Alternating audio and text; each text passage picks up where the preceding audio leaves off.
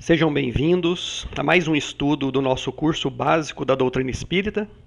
E o tema que nós vamos tratar hoje é causa e efeito. Mas antes de entrar no tema, vamos fazer uma rápida revisão dos temas anteriores. Nós começamos com uma introdução, depois falamos sobre Deus e Jesus, que foram os 3 primeiros estudos, fizemos uma revisão deles rápida também, no momento em que nós fizemos o estudo sobre espírito. E agora eu quero falar rapidinho, passar por cima bem rápido sobre os últimos 3 estudos, porque eles têm uma ligação direta com esse, né, que é o estudo sobre espírito, que, de novo, nós voltamos a Deus, que é o Criador, né, que nos criou, e mostrando que tudo no universo se resume a matéria, espírito e, acima de tudo, Deus, que é o Criador de todas as coisas. Falamos sobre a origem e natureza dos espíritos, a escala espírita, né, dos diferentes graus de evolução que os espíritos podem alcançar e podem estar, e falamos sobre a visão espírita dos anjos e demônios. Então, se você não assistiu esse estudo espírito, que foi o 4º estudo, muito importante ter esse conceito antes de avançar nesse curso. Depois, no estudo seguinte, nós falamos sobre perispírito, que é o laço que une a matéria e o espírito, com a ligação direta com o estudo anterior também. Vimos quais são as suas funções e propriedades. Falamos sobre os centros de força, né, que nas doutrinas orientais são descritas como os chakras, mostrando que esse conhecimento já está na humanidade há muitos e muitos séculos, há milênios. E tocamos também na questão das percepções e sensações dos espíritos, através do perispírito, né, que é o corpo espiritual. E depois, no estudo seguinte, falamos sobre o tema evolução, né, analisando o princípio inteligente desde a sua criação e a sua evolução lenta e gradual nos reinos mineral, vegetal e animal até cair na humanidade, como espírito individualizado, né? E é só a partir desse momento que o princípio espiritual recebe esse nome de espírito. Kardec faz essa distinção para que nós não nos confundamos nos conceitos, né? Uma vez que nós falamos espírito, espírito é do ser humano. Antes do ser humano, o que era? Era o princípio espiritual que vinha evoluindo. Então falamos bastante disso no tema evolução. Falamos sobre a lei de progresso, que existe uma lei no universo que faz com que tudo progrida, né? Tudo, tanto a matéria quanto o espírito progridem, se transformam e melhoram com o tempo. E terminamos esse estudo falando sobre a perfeição moral, né, as características de um espírito que avança para o objetivo que está destinado a nós, que é a perfeição. Então, com esse tema evolução, que foi o tema anterior, nós chegamos exatamente, ele termina onde começa o tema de hoje, que é causa e efeito. Então, para falar de causa e efeito, temos que falar de livre-arbítrio, né? E o livre-arbítrio, ele só passa a existir, a liberdade de ação, ele só passa a existir a partir do momento que esse princípio espiritual individualizado, né, ele chega à humanidade. Então, chegando na humanidade, o espírito conquista mais amplamente 2 características que vieram sendo trabalhadas ao longo dessa evolução, que é a consciência e a liberdade. No reino hominal, o espírito adquire a consciência de si mesmo, a consciência, ou pelo menos a intuição do seu futuro, né? E a liberdade de escolha. A partir desse momento, ele passa a ser o artífice do seu próprio destino, né? O espírito. Antes disso, a espiritualidade sempre vinha ajudando esse princípio espiritual, porque por não ter conhecimento, também o espírito não tinha a condição, o princípio espiritual no caso, de decidir por si próprio. Então era auxiliado por espíritos de uma evolução maior. Agora, tendo conquistada essa liberdade, existe uma consequência disso, que é a responsabilidade sobre seus atos. Então, todos nós que chegamos à condição humana, temos, né, em diversos graus, liberdade de viver a nossa vida da maneira que nós quisermos. Isso é o que consiste a liberdade. É uma liberdade muito mais ampla e totalmente diferente, por exemplo, de uma liberdade de um animal, que geralmente está restrito aos fatos muito básicos da vida material, a alimentação, a sobrevivência, a reprodução, e toda a vida do animal gira mais ou menos em torno disso. Nós, seres humanos, temos uma liberdade muito mais ampla, que foi conquistada com o avanço que nós fizemos aí ao longo de milhões e milhões de anos como princípio espiritual e depois individualizado como espírito. Só que isso traz a responsabilidade da escolha, das nossas ações. E essa responsabilidade se traduz tanto nesta vida no plano material, quanto na vida no plano espiritual. E basicamente é disso que se trata todas as religiões e todas as filosofias espiritualistas. Dizem que os nossos atos trazem consequências para a nossa vida após a morte do corpo físico, a vida espiritual, e para aquelas religiões que aceitam a reencarnação, que os nossos atos podem influenciar, inclusive, outras vidas materiais. Então, uma questão que a gente pode ver aqui no Livro dos Espíritos, que fala sobre isso, é a questão 595. Eu vou pegar aqui no Livro dos Espíritos para ler a questão. A questão 595 diz o seguinte: gozam de livre-arbítrio os animais para a prática dos seus atos? Essa é a pergunta de Kardec. E os espíritos respondem: os animais não são simples máquinas, como supondes. Contudo, a liberdade de ação de que desfrutam é limitada pelas suas necessidades e não se pode comparar à do homem. Sendo muitíssimo inferiores a estes, não têm os mesmos deveres que ele. A liberdade possuem-na restrita aos atos da vida material.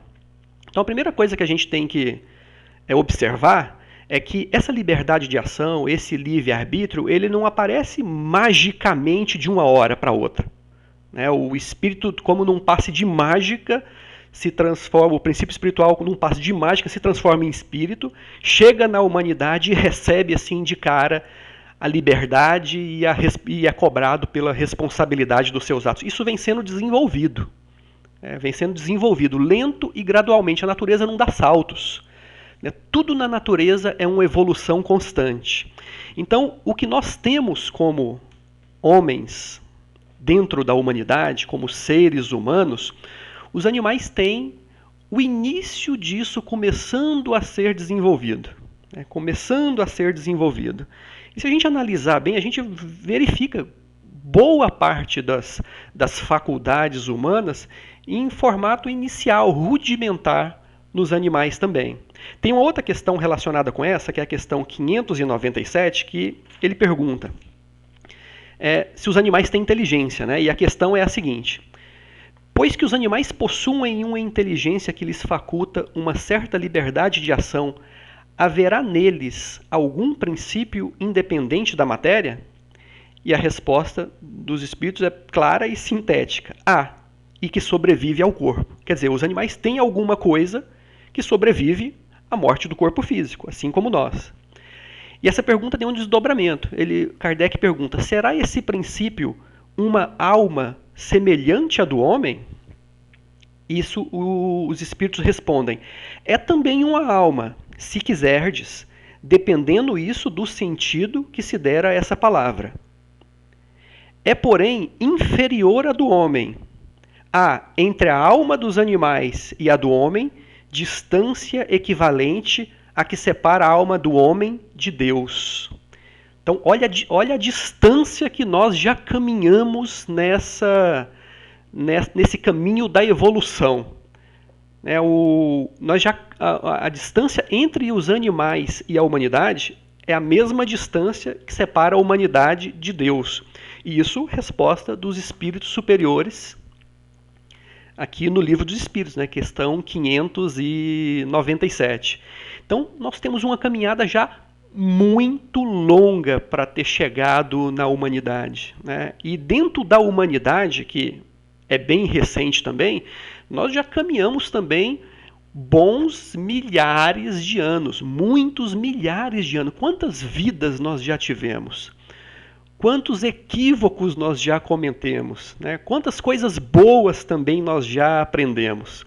Então, à medida que nós vamos tendo essas experiências, vai se desenvolvendo em nós um julgamento mais claro a respeito do bem e do mal, do certo e do errado. Nós vamos sofrendo pelas escolhas erradas, e isso vai nos encaminhando gradativamente para um modo de proceder mais correto, né?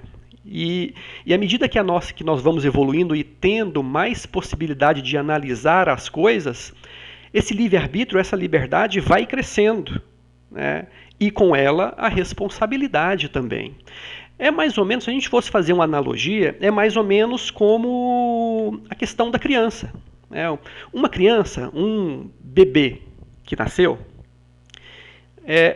nos primeiros meses ele fica sendo cuidado totalmente pelos seus pais. Ele é totalmente dependente dos pais. Ele não consegue fazer nada sozinho. Se deixado por conta própria, ele não vai sobreviver, né? Então os pais têm que prover todas as necessidades básicas de alimentação, de higiene, de conforto, do sono, do cuidado da saúde. Ele é totalmente dependente dos pais. São como os espíritos no seu estado primitivo.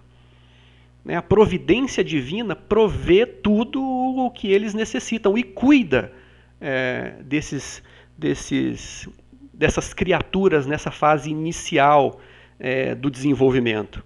Tanto que uma criança de 1 ano, por exemplo, que já começou a andar, dar os seus primeiros passos, não pode ficar também longe dos olhos dos pais, porque como não tem conhecimento quase nenhum das coisas, e principalmente dos perigos que tem em qualquer lugar, ela pode se machucar, sofrer algum acidente, alguma coisa até fatal. Então, todo pai e toda mãe sabe que uma criança de 1 ano você não pode deixar solta, tem que ficar à vista o tempo todo, né?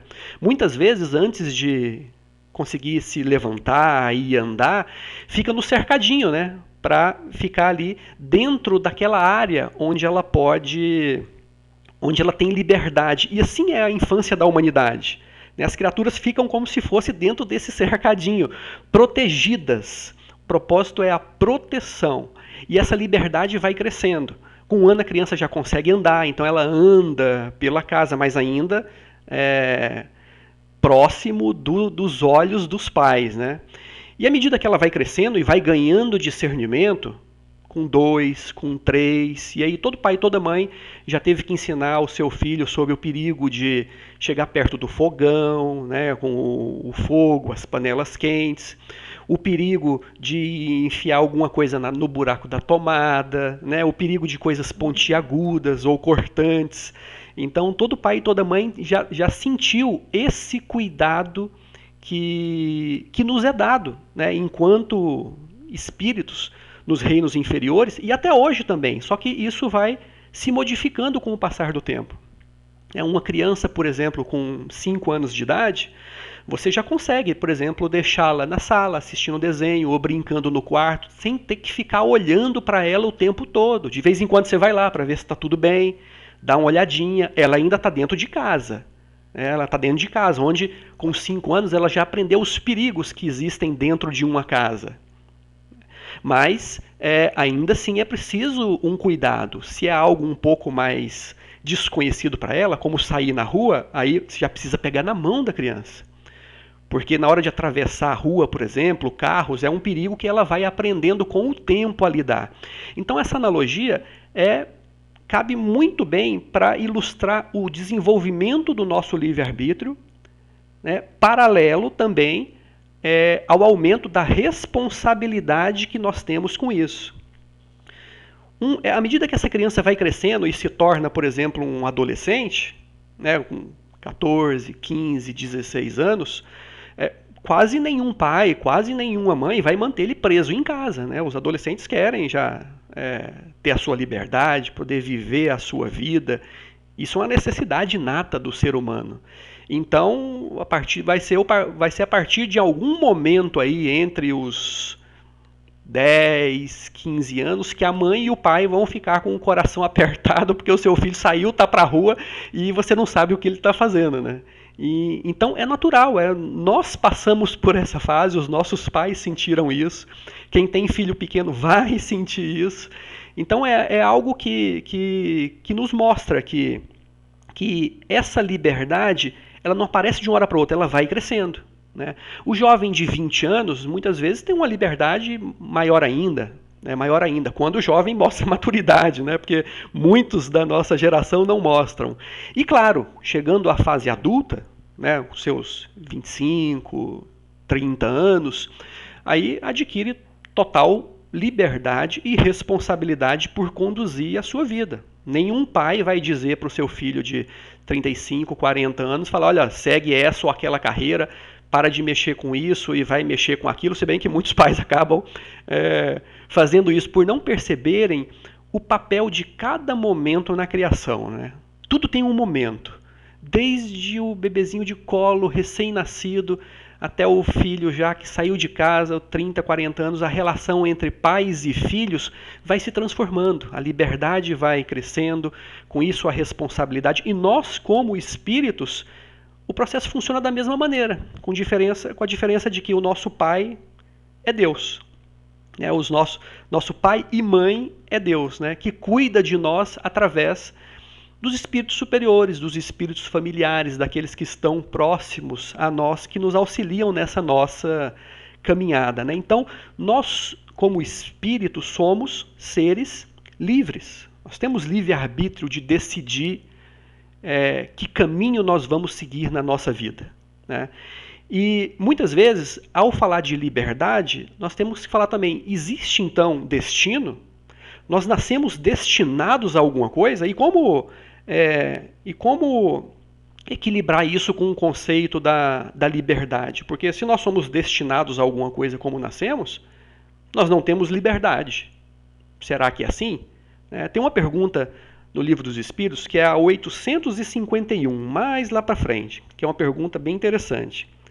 Fala sobre isso, deixa eu localizar ela aqui. 851, que fala sobre fatalidade. Né?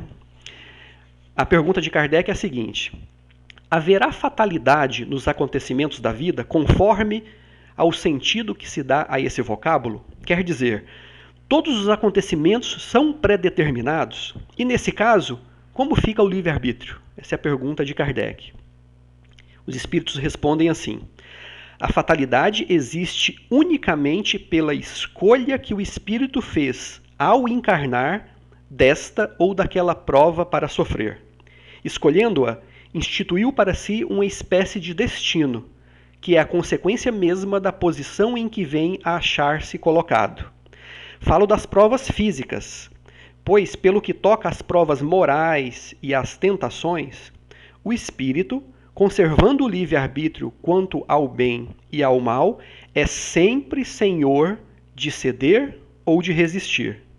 Ao vê-lo fraquejar, um bom espírito pode vir-lhe em auxílio, mas não pode influir sobre ele de maneira a dominar-lhe a vontade.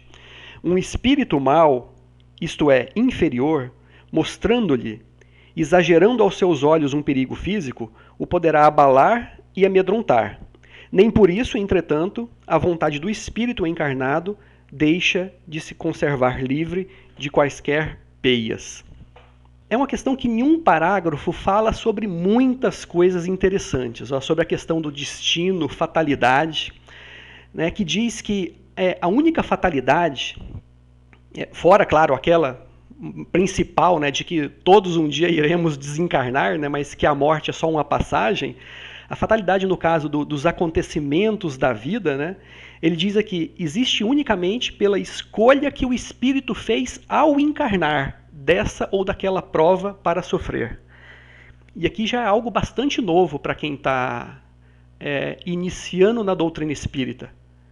Mas é muito importante esse conceito também. As provas, as dificuldades pelas quais nós passamos, quando não criadas por nós mesmos nessa vida, foram criadas por nós mesmos em outras vidas.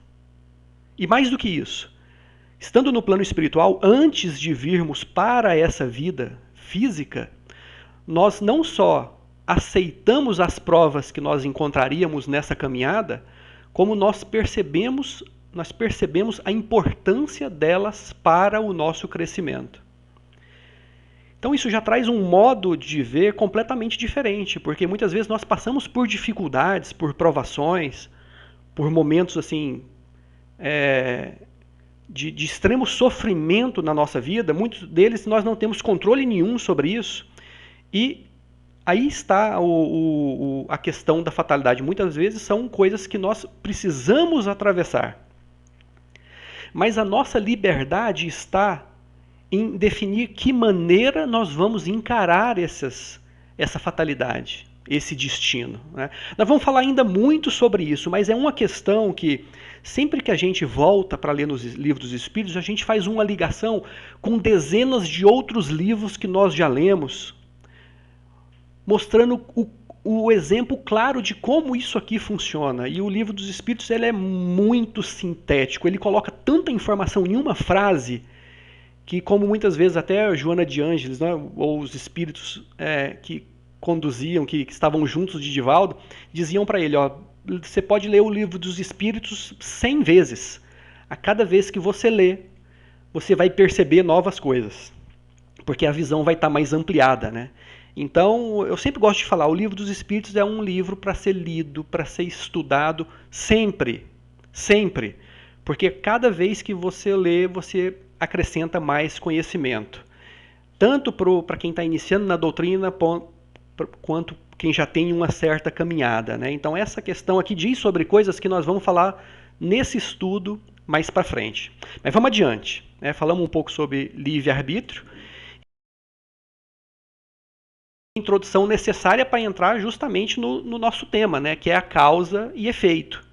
E antes de falar de causa e efeito, segundo o nosso propósito dentro da doutrina espírita, nós vamos lembrar que foi o eminente cientista, né, Isaac Newton, que descreveu a lei de ação e reação na matéria, que ficou conhecida como a terceira lei de Newton, né, que nós sempre estudamos na escola, que aqueles alunos que não gostam de física acabam não se afeiçoando muito, né, a esse cientista, porque ele traz toda a parte da mecânica, né, da matéria, né, de como os corpos se movimentam, interagem entre si dentro do universo material.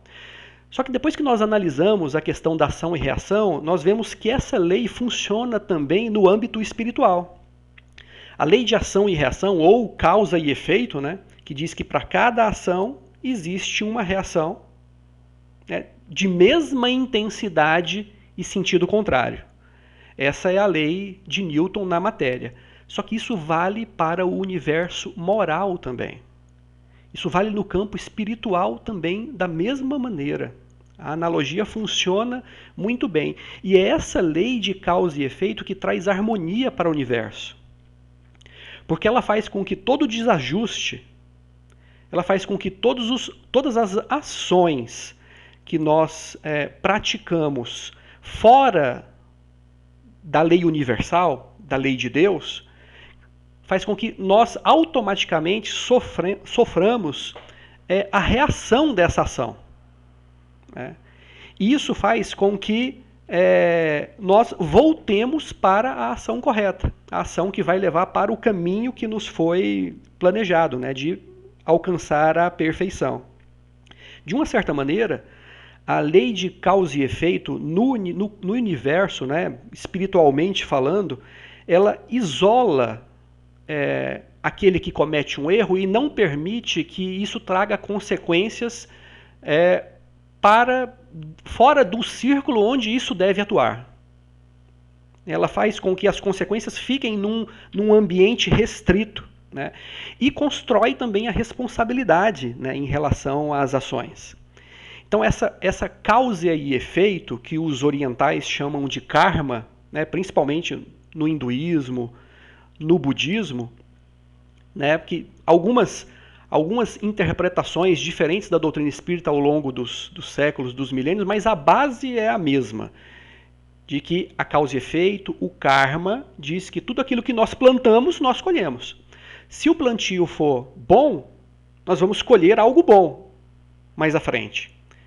Se o plantio for mal, nós vamos colher algo mal. E quando eu digo colher, é a reação, é o efeito que isso causa em nós, né? Então, o que Deus quer com essa lei de causa e efeito, que atua em todo o universo, tanto no âmbito material quanto espiritual, olhando especificamente no campo espiritual, o que Deus quer é que nós cheguemos à perfeição. Para isso nós fomos criados. Lá no estudo que nós falamos sobre espírito, nós dizemos que os espíritos foram criados simples e ignorantes. Isso é, sem conhecimento, sem saber. E foram caminhando com auxílio da espiritualidade, como uma criança pequena, como uma criança de colo. No princípio, a espiritualidade cuidava de tudo. E aos poucos vai libertando a criança, vai dando mais liberdade, vai ampliando o seu campo de ação, à medida que vê que ela tem responsabilidade, né? Que ela sabe o que está fazendo. E essa lei vai ajustando a caminhada para que a criatura, nesses estágios iniciais, não desvie muito do caminho que foi traçado para ela, que é chegar à perfeição o mais rápido possível. Essa é a lei do progresso. É o mais rápido possível, porém respeitando o livre-arbítrio. Por isso que alguns espíritos caminham de uma forma mais reta, chegam à perfeição mais rápido. Outros, que são teimosos, que se comprazem na maldade, na crueldade, que sofrem com isso porque vão colher sofrimento, mas que ao sofrerem se revoltam, né, amaldiçoam Deus e todo o universo e continuam maus. Quanto mais maldade praticam, mais sofrem. Só que pela teimosia, eles alongam essa caminhada, né? Deveriam chegar na perfeição de uma forma mais rápida, mais tranquila, mas acabam alongando. É o livre-arbítrio deles, né? Deus dá o livre-arbítrio, a liberdade, mas ao mesmo tempo, a lei de progresso diz que todos nós chegaremos à perfeição. Todos. Todas as criaturas criadas por Deus chegarão, cedo ou tarde, à perfeição. Essa é uma fatalidade também. Que é uma fatalidade boa, né? Porque todos nós seremos espíritos superiores. Todos nós chegaremos ao patamar que Jesus já chegou, né? Então, o que nos impulsiona para isso, um dos fatos que nos impulsiona, uma das leis, é essa lei de causa e efeito. A lei de ação e reação. Quando nós desviamos um pouquinho dessa lei, né, ela nos traz de volta. A princípio, no começo da nossa evolução, sempre através de bons conselhos, né, que a espiritualidade nunca nos deixa a sós, né, por nós mesmos. Sempre aconselha, sempre auxilia, mas quando nós somos muito teimosos, aí entra o papel da dor na lei de causa e efeito, né? A dor é o último recurso. O sofrimento não seria necessário se nós aprendêssemos a lição cedo. Mas nós insistimos no erro muitas vezes.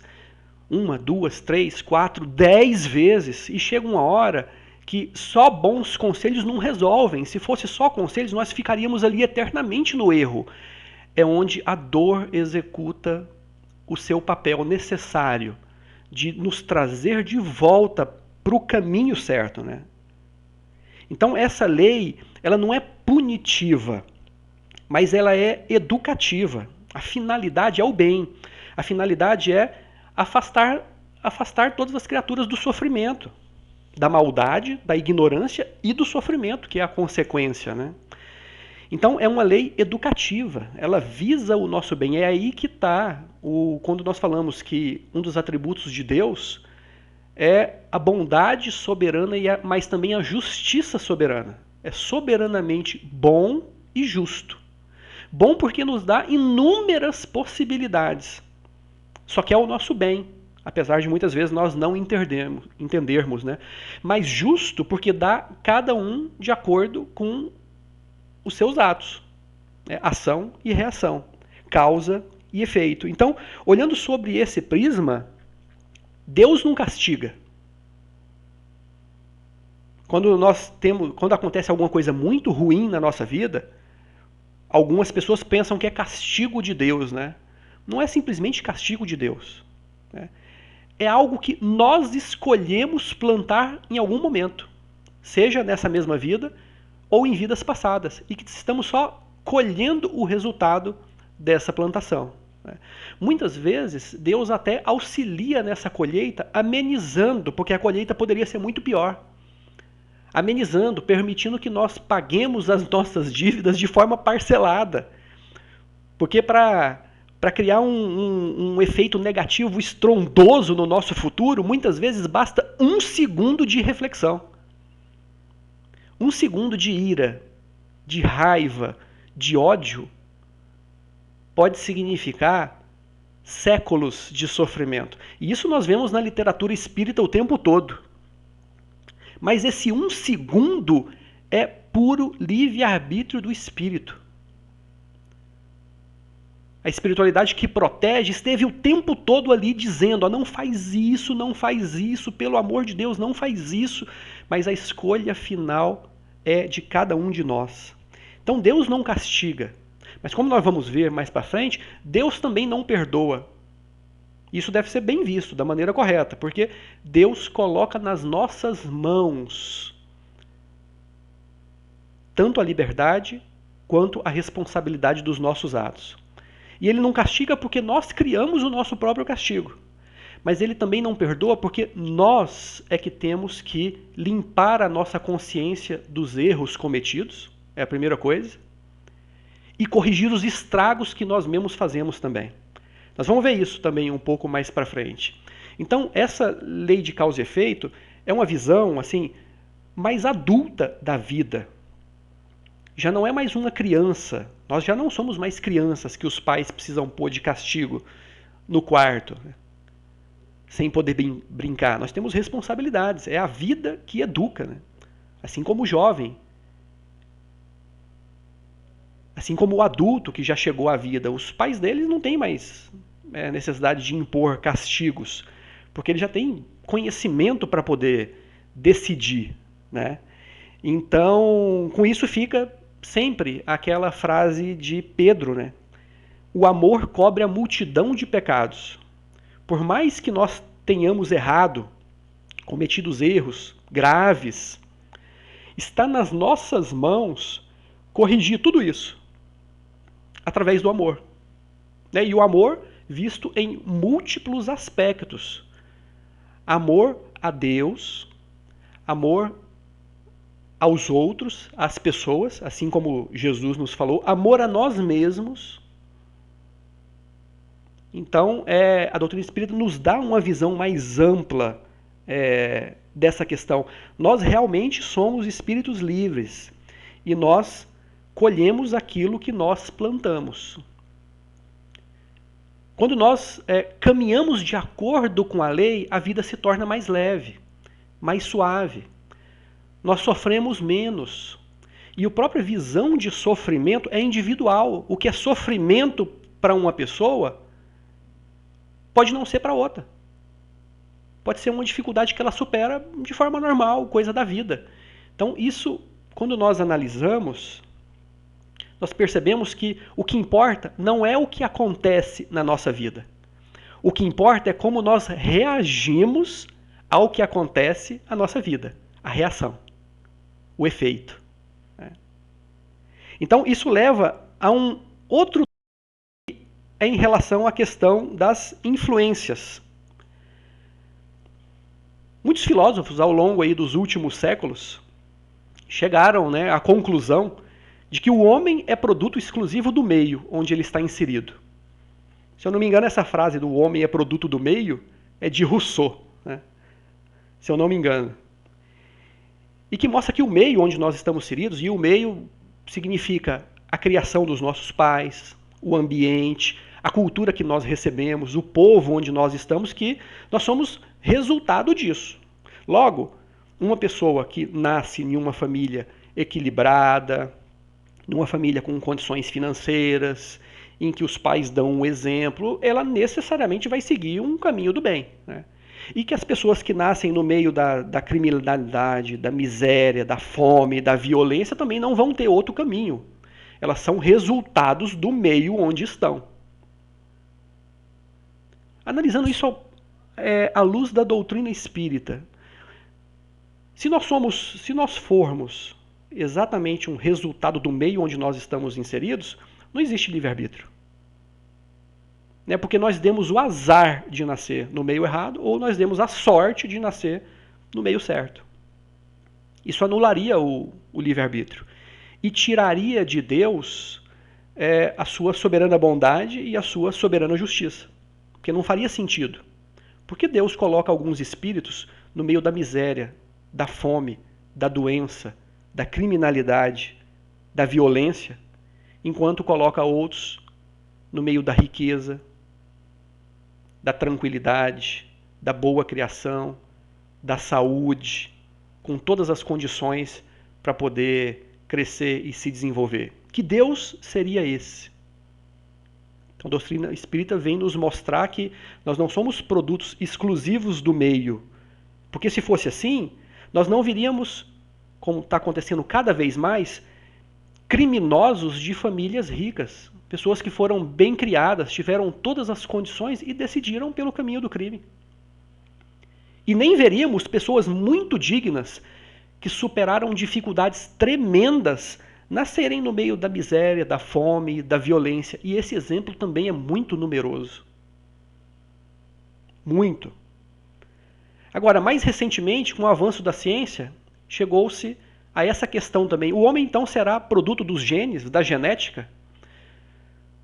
O nosso comportamento está escrito nos nossos genes? A ciência, por muito tempo, pensou nisso, Tanto que, ao tempo de Kardec, analisava-se se os criminosos teriam alguma coisa no cérebro deles que fazia com que eles agissem como criminosos, com maldade, com crueldade, com desonestidade.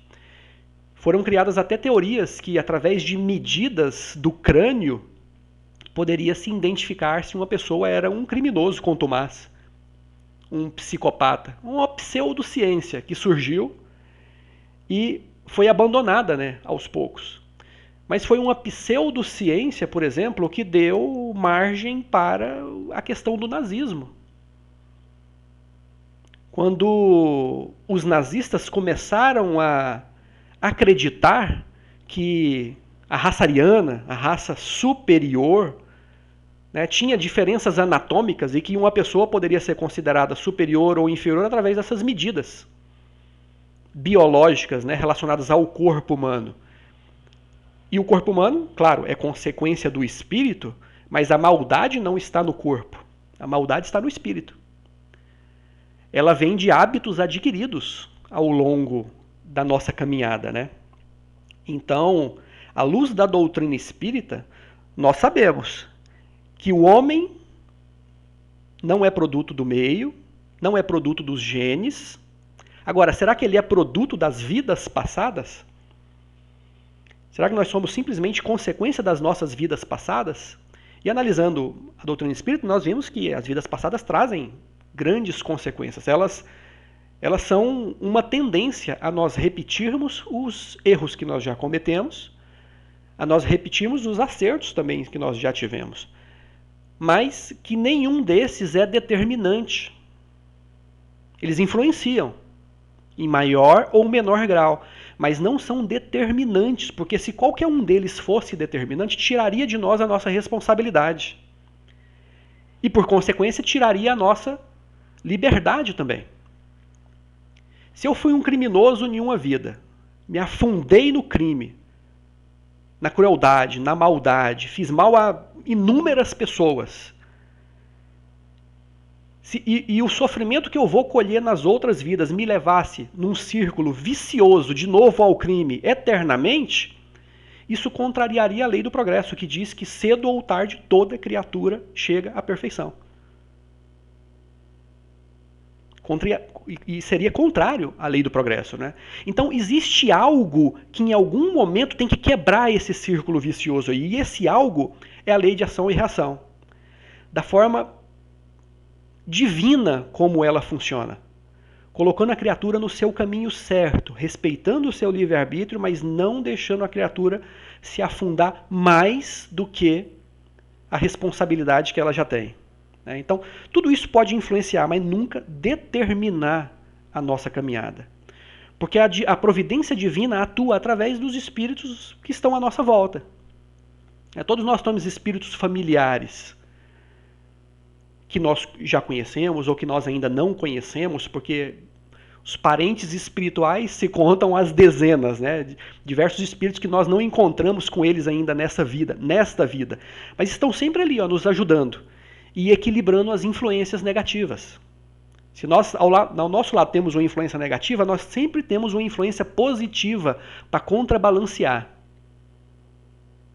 E é isso que nos deixa no exercício do nosso livre-arbítrio. Porque seja qual for a decisão que nós tomamos, se for uma decisão errada, a responsabilidade é nossa.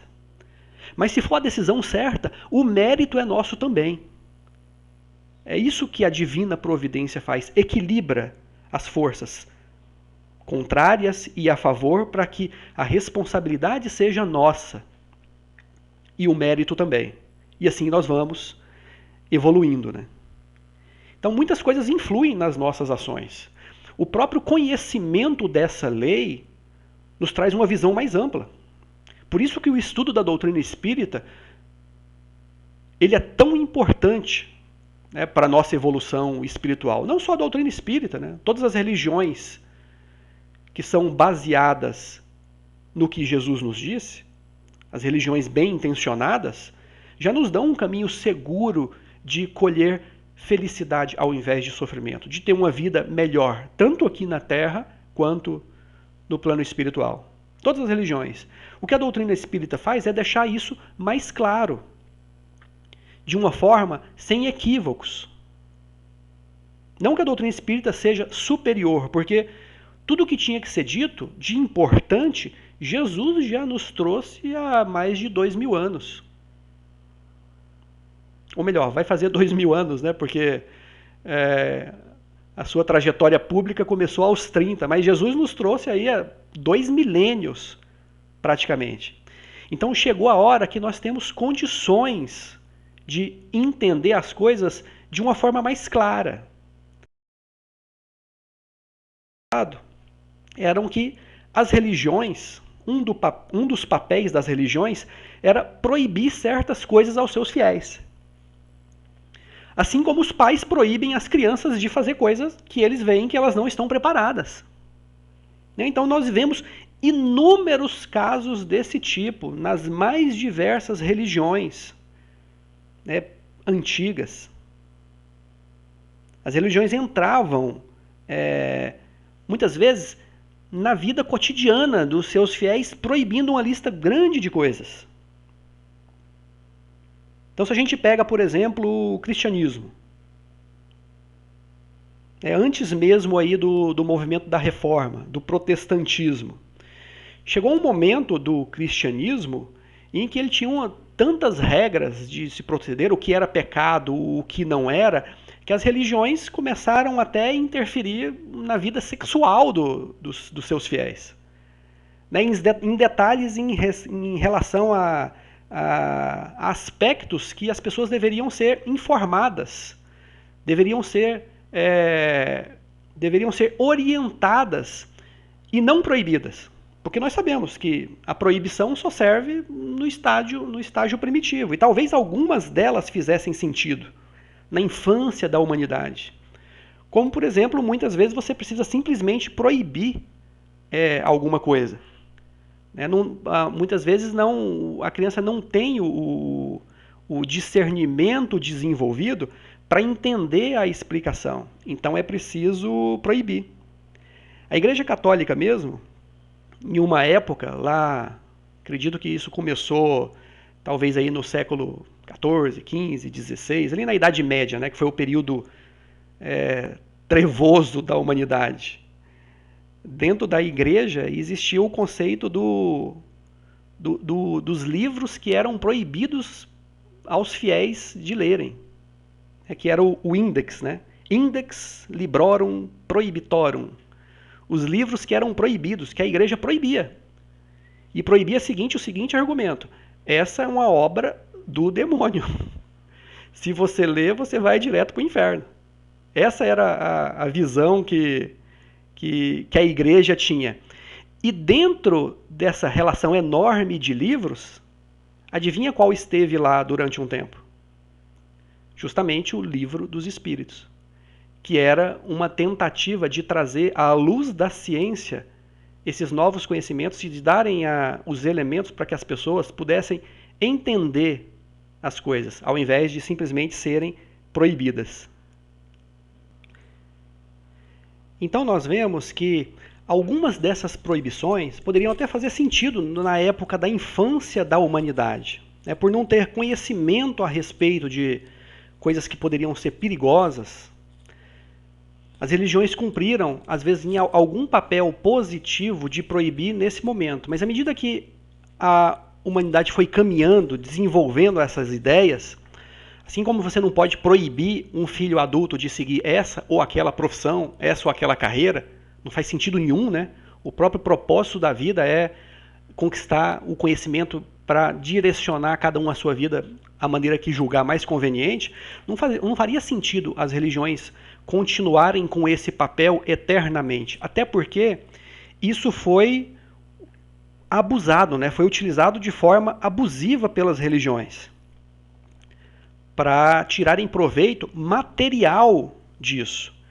Então nós vemos, por exemplo, na época da humanidade, na época, por exemplo, da Idade Média, né, que isso acabou culminando, essa imposição do modo de ver da religião, acabou culminando, por exemplo, na Inquisição, que foi um dos movimentos mais tristes, o movimento mais triste que a Igreja Católica fez em toda a sua trajetória, a Inquisição, né? E que veio ali a Reforma, que veio o início do protestantismo, e que, de uma certa maneira, a igreja continuou, tanto católica quanto a reformada, continuou proibindo os seus fiéis, né, de acordo com o que achavam que era melhor.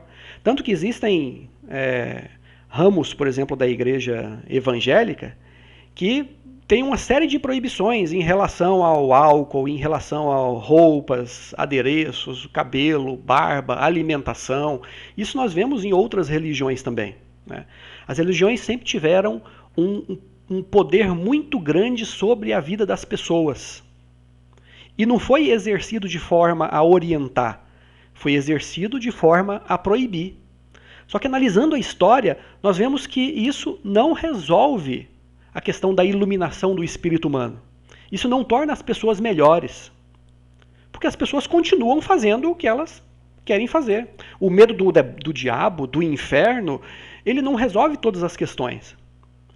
E a humanidade foi progredindo, até que um evento começou a acontecer em diversas regiões, em diversos países.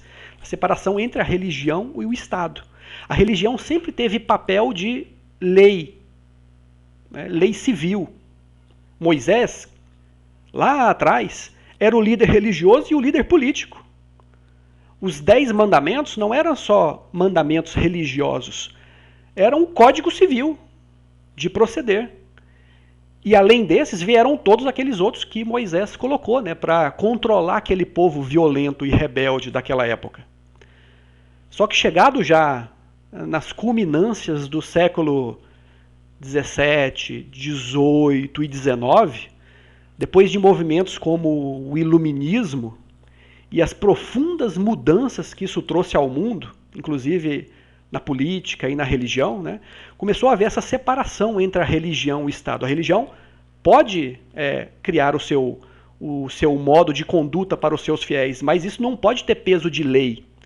Uma pessoa não pode ser, por exemplo, presa, muito menos executada, pena de morte, porque ela deixou de fazer algo que a religião prega, né? Esse papel está reservado ao Estado, né, que aos poucos foi sendo algo e cada vez mais bem organizado, né, de tal maneira que os regimes absolutistas foram caindo ao longo desse período e que os estados nacionais se formaram mais ou menos nessa época como nós conhecemos hoje, né? E aí a religião perdeu esse poder. E foi nesse momento que o espiritismo surgiu. Meados do século XIX.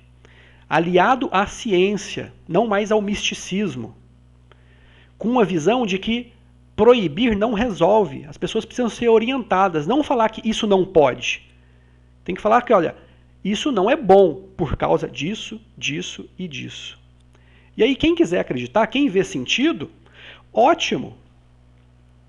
Né, dentro da lei de ação e reação, vai colher frutos bons. Quem não acreditar, tem a sua liberdade de agir da maneira que quiser, né? Sem problema nenhum. Nenhuma religião pode impor. Né? Mas a doutrina espírita vem mostrar isso que Paulo dizia, né? Que tudo me é lícito, mas nem tudo edifica. Nem tudo convém. E muitas coisas hoje, inclusive, que são legais, que não são contra a lei, não convém. Não ajudam na caminhada espiritual, né? Então, essa mudança de enfoque entre as religiões que surgiram há 2000 anos atrás, há 500 anos atrás, e hoje, com a doutrina espírita, é um enfoque de dar liberdade às pessoas, mas dar informação, conhecimento, mostrar o porquê das coisas. Assim como todas as religiões, a doutrina espírita tem uma maneira de ver o mundo, uma maneira com que as pessoas que acredita que as pessoas devem levar a sua vida para caminhar segundo o que considera ser o mais correto, que vai trazer menos sofrimento, que vai trazer mais felicidade. Mas em nenhum momento o espiritismo vai impor isso a ninguém. Por isso que a doutrina espírita não proíbe nada. Segundo o espiritismo é proibido o álcool? Não. É proibido o sexo antes do casamento? Não. É proibido isso ou aquilo, determinada roupa ou alimentação ou conduta? Não.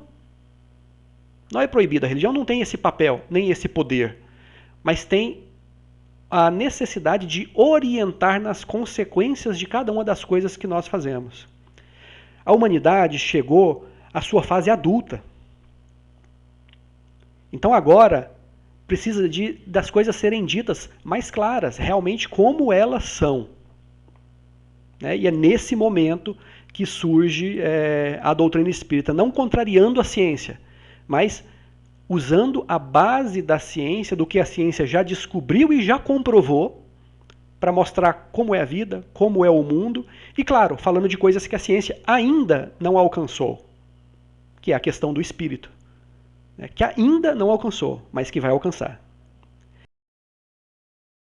Para ficar mais claro como tudo isso funciona na prática, vamos a um exemplo, né, de como essa lei de ação e reação atua assim, na prática, para ficar mais claro. De uma maneira geral, quando você lê o Livro dos Espíritos é a primeira obra da codificação. É o livro básico. Está tudo ali.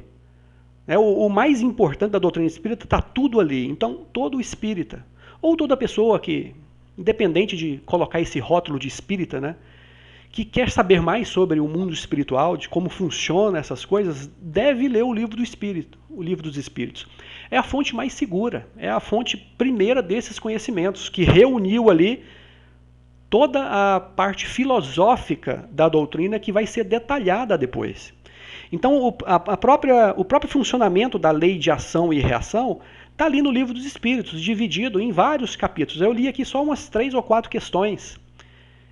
Mas muitas vezes é um parágrafo que diz muita coisa, mas a nossa ficha ainda não cai, nós não percebemos, né? Nós precisamos de exemplos mais claros.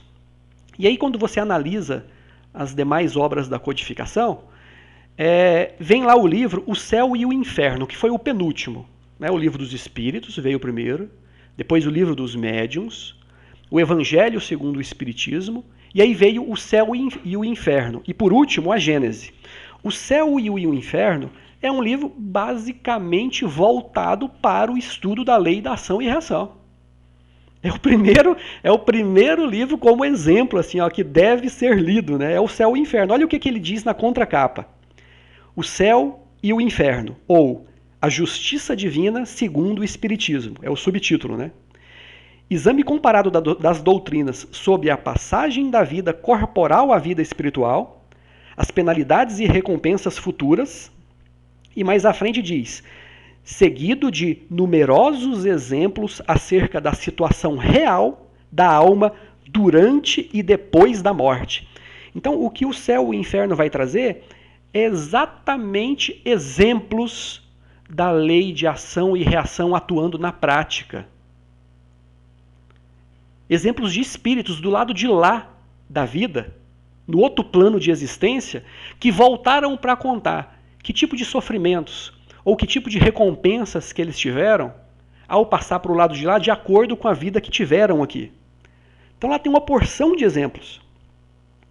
Tanto de espíritos felizes, que tiveram uma vida boa, não espíritos perfeitos, felizes, que cometeram mais bondade do que maldade. Muitos deles erraram, mas não por maldade, por ignorância, e que encontraram de lá a paz de espírito, a tranquilidade, a consciência tranquila, que muitas vezes é o maior sofrimento do espírito endividado, não é a consciência dele que não deixa ele sossegar. A consciência fica apontando os erros o tempo todo. O tempo todo. Né? Nós vemos isso nesse livro. Né? Mostra também espíritos em condições medianas, né? Espíritos que nem encontraram assim, uma felicidade tão grande lá, que sofreram, passaram por uma certa dificuldade, mas não foram assim, coisas tão equivocadas. Né? Não cometeram erros muito graves. Passaram um certo sofrimento, tanto no processo de desencarne quanto nos primeiros momentos do plano espiritual, mas que depois de um certo período conseguiram se reequilibrar. E tem exemplos de espíritos sofredores também, que sofreram durante muitos anos, algumas décadas e até séculos, por conta de irem muito fundo na questão da maldade, da crueldade, da ignorância repetida, por mais que recebessem conselhos. Então, espíritos, por exemplo, de suicidas, de criminosos, espíritos endurecidos na maldade. Inúmeros exemplos nesse livro, O Céu e o Inferno, que veio ali no tempo de Kardec, né? 1860 e alguma coisa. Então, tem muitos exemplos, mas para esse estudo de hoje, eu quero usar um livro mais recente, que ele traz exemplos assim, mais claros ainda para a gente. O Céu e o Inferno já contém todos. Mas para ficar mais claro ainda, numa linguagem, numa realidade mais próxima à nossa, né, tem o livro aí Ação e Reação, que pelo título já diz, né? O tema básico dele é lei de causa e efeito. É um livro que nos foi enviado pelo espírito André Luiz, através da psicografia de Chico Xavier. Então é um livro muito forte, assim, muito profundo, que mostra isso assim, acontecendo, claro, fica claro e cristalino, para não deixar nenhuma dúvida de como essa lei de ação e reação funciona. E de como existe beleza e misericórdia divina nela. Mas que ao mesmo tempo ela explica o porquê que o sofrimento pode ser levado assim às últimas consequências. Porque nós criamos isso para nós mesmos.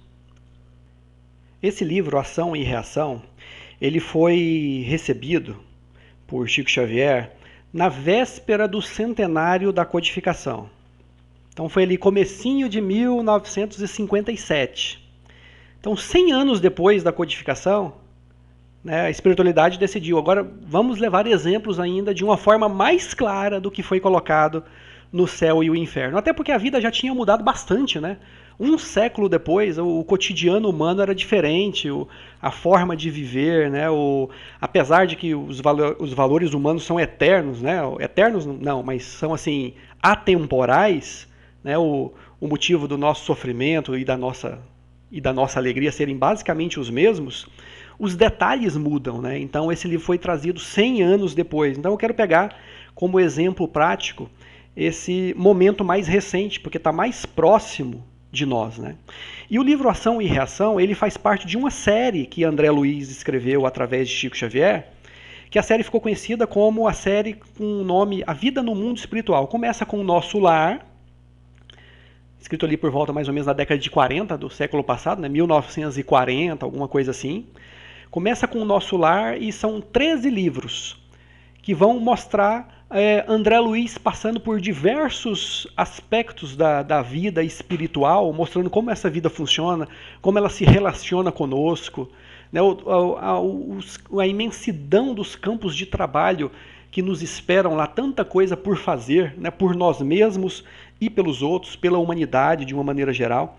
Então, esse livro é um exemplo muito claro disso. Né? Então, nesse livro, os personagens desse livro são vários. Né? Ele conta várias histórias. Para dar tempo de abordar de uma forma mais detalhada, eu vou focar em uma delas. Né? Então, o primeiro personagem, claro, é André Luiz, que é o narrador, né, dessa história, como todos os outros livros. E André Luiz, nesse livro, leva o amigo dele, Hilário. Se eu não me engano, Hilário também era um médico.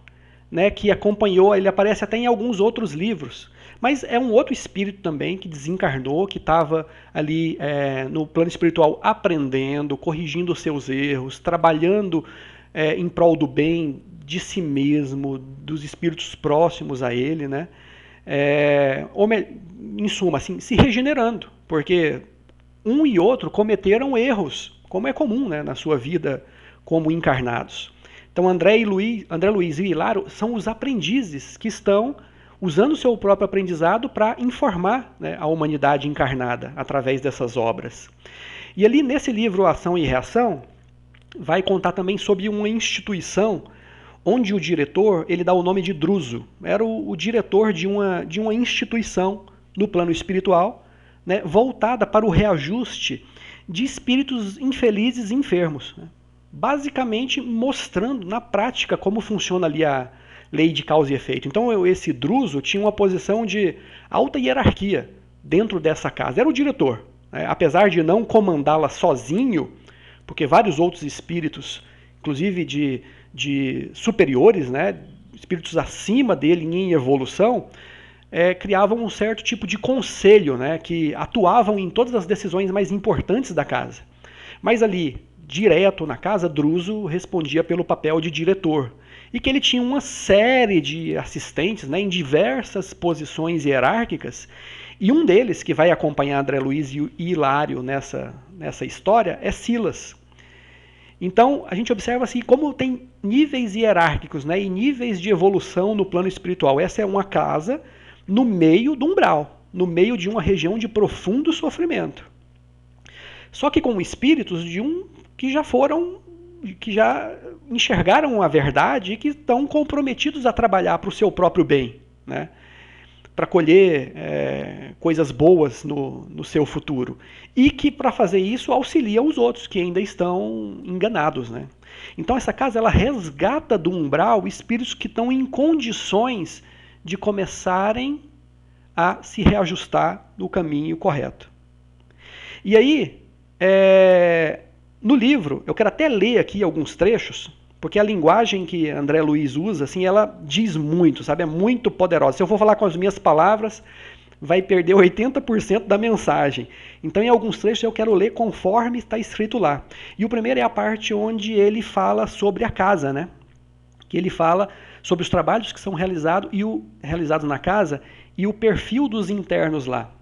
A propósito, chama-se Mansão Paz, é o nome da casa, né? E ele diz o seguinte, André Luiz falando: este pouso acolhedor que permanece sob a jurisdição de nosso lar, quer dizer, está vinculado ao nosso lar, né? Está fundado há mais de 3 séculos.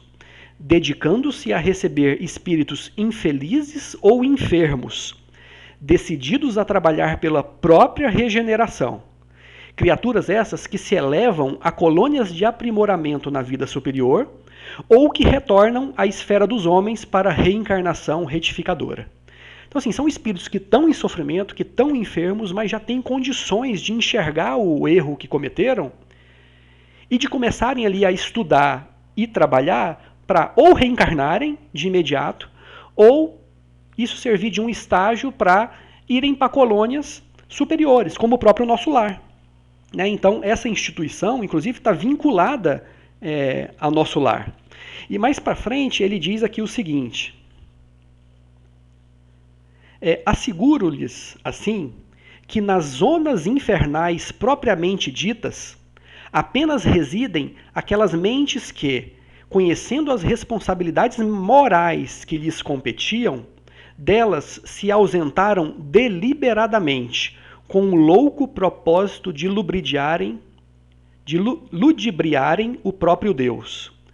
O inferno, a rigor, pode ser desse modo definido como vasto campo de desequilíbrio, estabelecido pela maldade calculada, nascido da cegueira voluntária e da perversidade completa.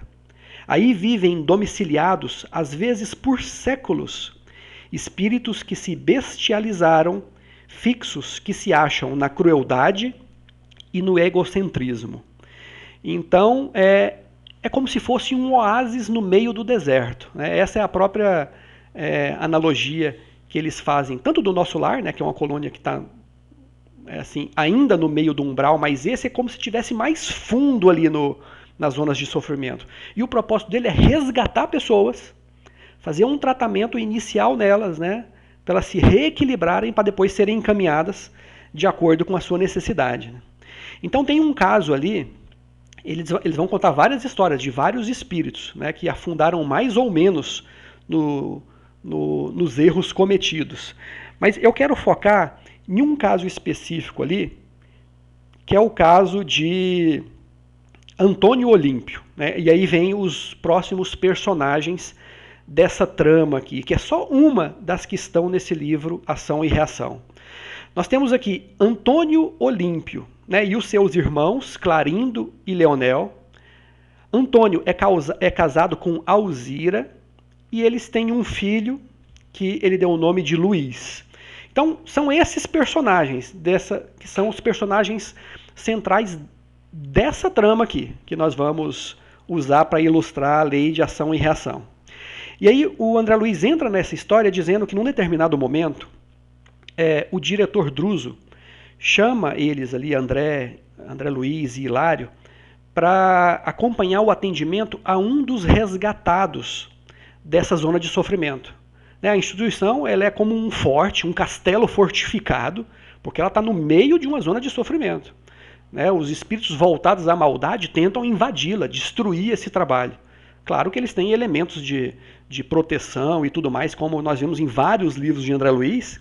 Então ela fica ali próxima, muito próxima do sofrimento para resgatar esses espíritos que estão em condição. Então tem um momento que um dos resgatados, o diretor Druso chama André Luiz e Hilário para acompanhar o processo. E eles são levados numa sala, onde existem vários espíritos que estão em camas, alguns conscientes, outros inconscientes, e esse aí ele está inconsciente, ele está num estado assim de quase completa inconsciência.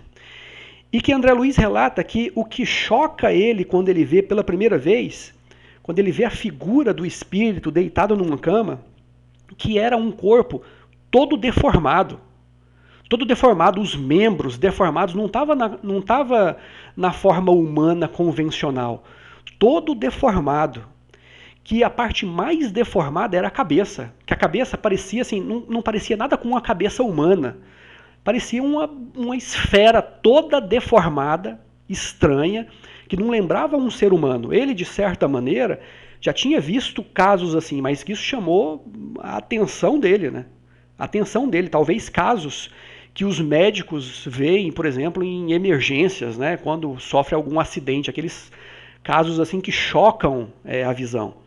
E que ele vê esse espírito, e que isso não tem nada de estranho quando nós analisamos, por exemplo, comparando com o estudo que nós fizemos sobre perispírito. Que se o espírito está do lado de lá, o corpo físico já ficou. O espírito está do lado de lá com o seu perispírito, que é o seu corpo espiritual. E esse corpo espiritual, ele é plástico. Ele se propõe a modificações de acordo com o pensamento do espírito, tanto o pensamento equilibrado quanto desequilibrado. Né? O perispírito é como se fosse um campo magnético. Né? O espírito é esse campo magnético e o perispírito é a limalha de ferro que se alinha às linhas de força desse campo magnético. Então, se ele está equilibrado ou desequilibrado, isso pode traduzir no corpo espiritual de uma forma muito direta, coisa que nós não vemos, assim, pelo menos de forma imediata, no corpo físico. Né? Então, esse espírito, se estava deformado desse jeito, é porque alguma coisa estava profundamente desequilibrada nele. E aí o instrutor vai dizer que ele foi resgatado, estava todo deformado porque ele estava sendo vítima de erros atrozes que ele tinha cometido, né? Com toda certeza, mas que também existia ali uma poderosa hipnose, né? Em parte, auto-hipnose dele mesmo, mas também de outros espíritos que tinham interesse em mantê-lo nessa situação. E aí, num determinado momento, André Luiz questiona, mas o que será que deve ter levado ele a ficar dessa forma? Né? Era Antônio ali. E Druso fala, bom, vamos ver, né? Vamos analisar a própria memória dele. Druso, que era o diretor, né? Já um espírito já mais evoluído, já trabalhando há muitas décadas ali naquela casa, ele atua nos centros da memória e da fala de Antônio. E para trazê-lo para um estado de um pouco mais consciência, para poder descobrir dele mesmo a causa, o motivo pelo qual ele está naquela situação. E aí, à medida que ele faz esse processo, que não é mágico, né, não é mágico, é um processo que os espíritos conhecem, né, um passe que permite um reequilíbrio, digamos assim, parcial, né, das faculdades mentais desse espírito que estava totalmente desequilibrado, dementado, e permite que ele chegue numa situação tal que ele pelo menos narre a sua história, né, através do pensamento ou através da fala. Né. Aqui no caso ele desbloqueou o sentido da fala para ele poder falar, né, apesar de ainda continuar um pouco inconsciente. É como se o espírito estivesse em transe. Né. Então, ele diz o seguinte, da própria boca dele, Antônio, ele diz o seguinte, depois de chorar, né, depois de gritar ali, ele diz, chorando, né, em pranto, sou Antônio Olímpio, o criminoso, contarei tudo, em verdade pequei, por isso é justo que eu sofra no inferno, o fogo tortura minha alma sem consumi-la, é o remorso, bem sei. Se eu soubesse, não teria cometido a falta. Entretanto, não pude resistir à ambição. Depois da morte de meu pai, vi-me obrigado a partilhar a nossa grande fazenda com meus 2 irmãos mais novos, Clarindo e Leonel. Então tá aqui, ó. Antônio é o espírito que está falando. Clarindo e Leonel, que são os irmãos dele, herdaram uma fazenda quando o pai desencarnou. E aí o que Antônio continua dizendo? Eu trazia, porém, na cabeça, dominada de planos. Pretendia converter a propriedade que eu administrava em larga fonte de renda. Contudo, a partilha me estorvava. Notei que os manos tinham ideias diferentes das minhas e comecei a maquinar o projeto que acabei executando. Então, quando Antônio recebeu essa herança, que era para ser dividida com os irmãos, ele tinha determinado o plano, né, para transformar a fazenda em grande fonte de renda. Só que os irmãos, que tinham o seu quinhão também na herança, tinham planos diferentes. Então, se Antônio, nesse momento, pensasse assim, não, cada um cabe uma parte da fazenda, 1/3.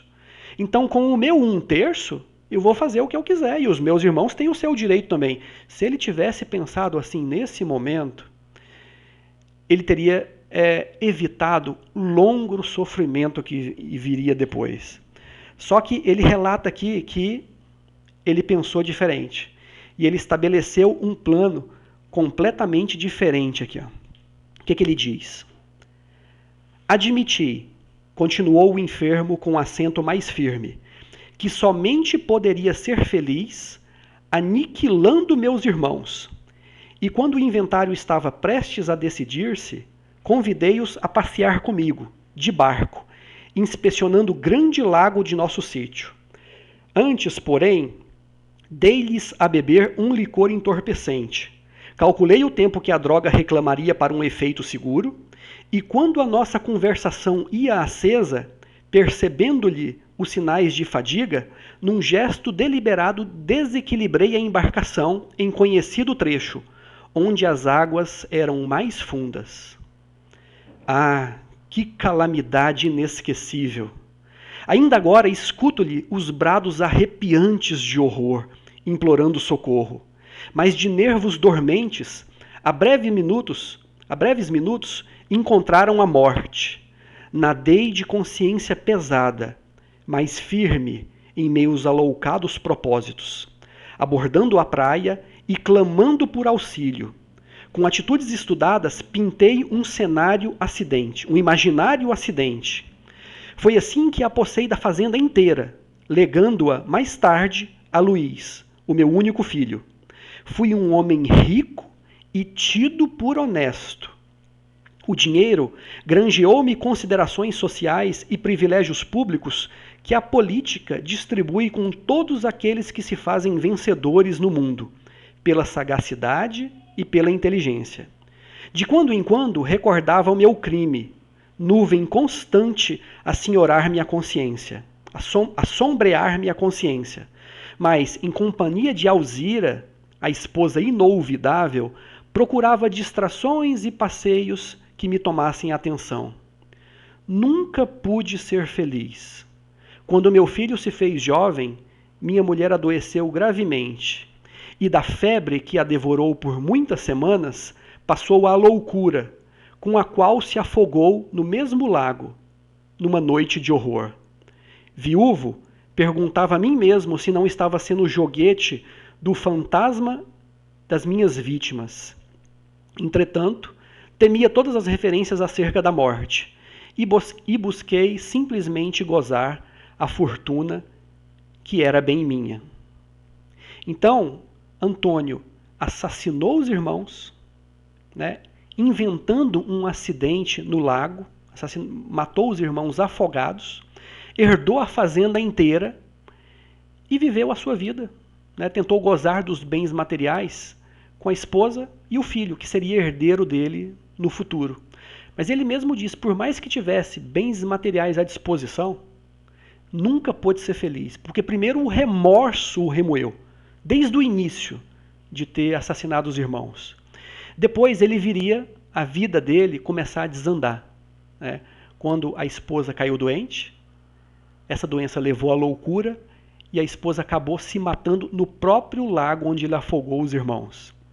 Então, a vida de alegrias e prazeres que ele procurava acabou se transformando num tormento ainda em vida, ainda no plano espiritual.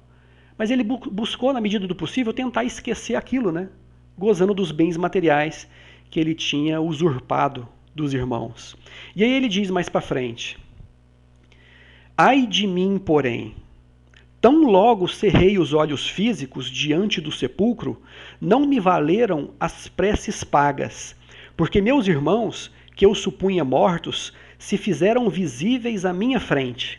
Transformados em vingadores, ladearam-me o túmulo, atiraram-me o crime no rosto, cobriram-me de impropérios e flagelaram-me sem compaixão, até que talvez, cansados de me espancarem, conduziram-me à tenebrosa furna, onde fui reduzido ao pesadelo em que me encontro.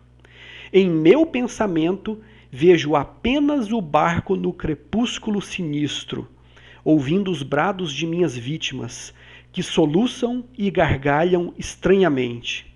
Ai de mim! Estou preso à terrível embarcação, sem que me possa desvencilhar. Quem me fará dormir ou morrer?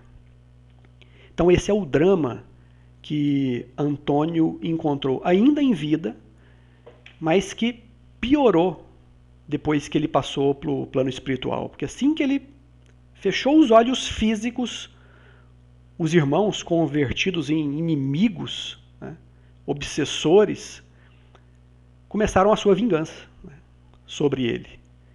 Então, esse é um caso que nós vemos muito, né, na literatura espírita.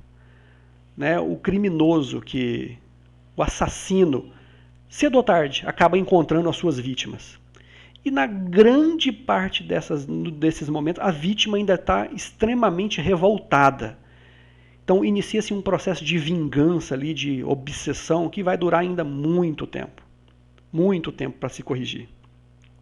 Então ele conta esse caso, né, onde eles ficam sabendo então por que ele estava naquela situação, e a história se desenrola, né, passando por outros ambientes. André Luiz vai analisar outros casos, até o momento em que eles voltam para analisar esse caso de Antônio Olímpio. E aí André Luiz, inclusive, cita o caso de um espírito superior, acima ainda de Druso, nesse conselho de administração da casa, né, que é o ministro Sânzio. Num determinado momento, ele se materializa lá, sim, é espírito, mas ele se materializa para os outros espíritos. Porque como ele está numa condição de vibração superior, ele é invisível para André Luiz, para Hilário, para Silas e até para o diretor Druso que está ali. É um espírito de uma evolução tão maior que ele precisa se materializar. Né? É como se André Luiz fossem os encarnados e esse ministro fosse um espírito, que ele se materializa ali. O livro mostra bem esse detalhe. E que ele se materializa porque ele fazia isso regularmente para auxiliar em diversos casos. É por isso que o Druso, ele não responde completamente. Ele é o diretor ali da instituição imediato, mas ele não responde completamente sozinho, né? Então, Sânzio é um desses espíritos que fazem parte desse conselho. Ele se materializa e eles, para oferecer auxílio para análise dos casos de 22 entidades desencarnadas que estavam ali resgatadas pela casa. E uma dessas entidades era Antônio Olímpio. Então eles vão analisar o caso de Antônio Olímpio junto com o ministro Sânzio. E aí ele vai dizer aqui mais para frente o resultado dessa análise. Acho que aqui quem fala é o próprio ministro. Isso, é o próprio ministro. Depois de tomar consciência ali, né, de toda a história, né, ele diz o seguinte: ministro Sânzio. Antônio Olímpio, concordou o dirigente da casa. Acho que é o Druso aqui também falando, né? Vivera para si, entregue à desvairada egolatria. Não conhecera senão as suas conveniências. Conservava no mundo o dinheiro e o tempo, sem benefício para ninguém que não fosse ele próprio. Isolara-se em prazeres perniciosos, e por isso não trouxera ao campo espiritual a gratidão alheia, funcionando em seu valor. Porquanto, em matéria de apoio afetivo, dispunha somente da simpatia a nascer do quadro diminuto em que se lhe encerrava o estreito mundo familiar. Era, pois, um companheiro realmente complexo, com extremas dificuldades para ser auxiliado no retorno à experiência física. O magnânimo mensageiro, entretanto, recordou que a esposa e o filho lhe eram devedores de insuperável carinho. Esses dois corações surgiam ali, segundo a lei, como valores benéficos para o delinquente. Porque todo bem realizado, com quem for e seja onde for, constitui recurso vivo, atuando em favor de quem o pratica. Resumindo as conclusões suscitadas, notificou à pequena assembleia que pediria o comparecimento da irmã Alzira, para que se manifestasse com alusão às medidas em andamento, abstendo-se de qualquer apelo imediato ao irmão Luís, filho favorecido pela fortuna indébita, por encontrar-se internado no corpo físico, apelo esse que somente se justificaria em condições excepcionais. Então o ministro chega, analisa o caso. Eles já sabiam que a solução para Antônio Olímpio seria reencarnar, não teria outra opção. Depois desse crime, ele teria que reencarnar para atuar na vida física, né, no começo do resgate dos seus débitos. E aí eles decidem que vão começar a preparar esse ambiente. Só que para reencarnar nós precisamos de uma família. Isso mostra que nós estamos ligados uns aos outros. Ninguém está sozinho nesse mundo. Ninguém nasce sozinho, é preciso no mínimo pai e mãe para poder nascer. Fora o auxílio no mundo espiritual, né? Mas que Antônio Olímpio só tinha por ele, nem os irmãos ele tinha para poder auxiliá-los, porque se transformaram em vítimas, em obsessores. As únicas pessoas na vida física dele que ele fez algum bem foram a esposa e o filho. É que a esposa já havia desencarnado, havia suicidado naquele mesmo lago, fruto de uma obsessão. Ela tinha ficado louca. E o filho Luiz, que estava encarnado. Então, como o filho Luiz estava encarnado, era mais difícil dele auxiliar, quase impossível na condição que ele estava, inclusive. A única pessoa da família que nutria algum sentimento por Antônio, que poderia auxiliá-lo, era Alzira. Então, ele chama Alzira, que havia desencarnado, através do pensamento, e ela aparece lá, segundos depois, nessa reunião, lá na Mansão Paz. Né? E a Alzira saudou, né, todos que estavam ali e disse, referindo-se ao ministro Sânzio: venerável benfeitor, compreendo a difícil posição de meu antigo companheiro nos compromissos assumidos e ofereço-me de boa vontade para coadjuvar-lhe o serviço restaurador. Aliás, venho suspirando com essa possibilidade, que significa para mim valiosa bênção. Antônio Olímpio terá sido um carrasco dos próprios irmãos, aniquilando-lhes o corpo para usurpar-lhes os haveres. Contudo, para meu filho e para mim, foi sempre um amigo e um protetor, abnegado e queridíssimo. Ajudá-lo a reerguer-se, para minha alma não é apenas um dever, mas também inexprimível felicidade. Então já mostra que a Alzira estava numa condição diferente.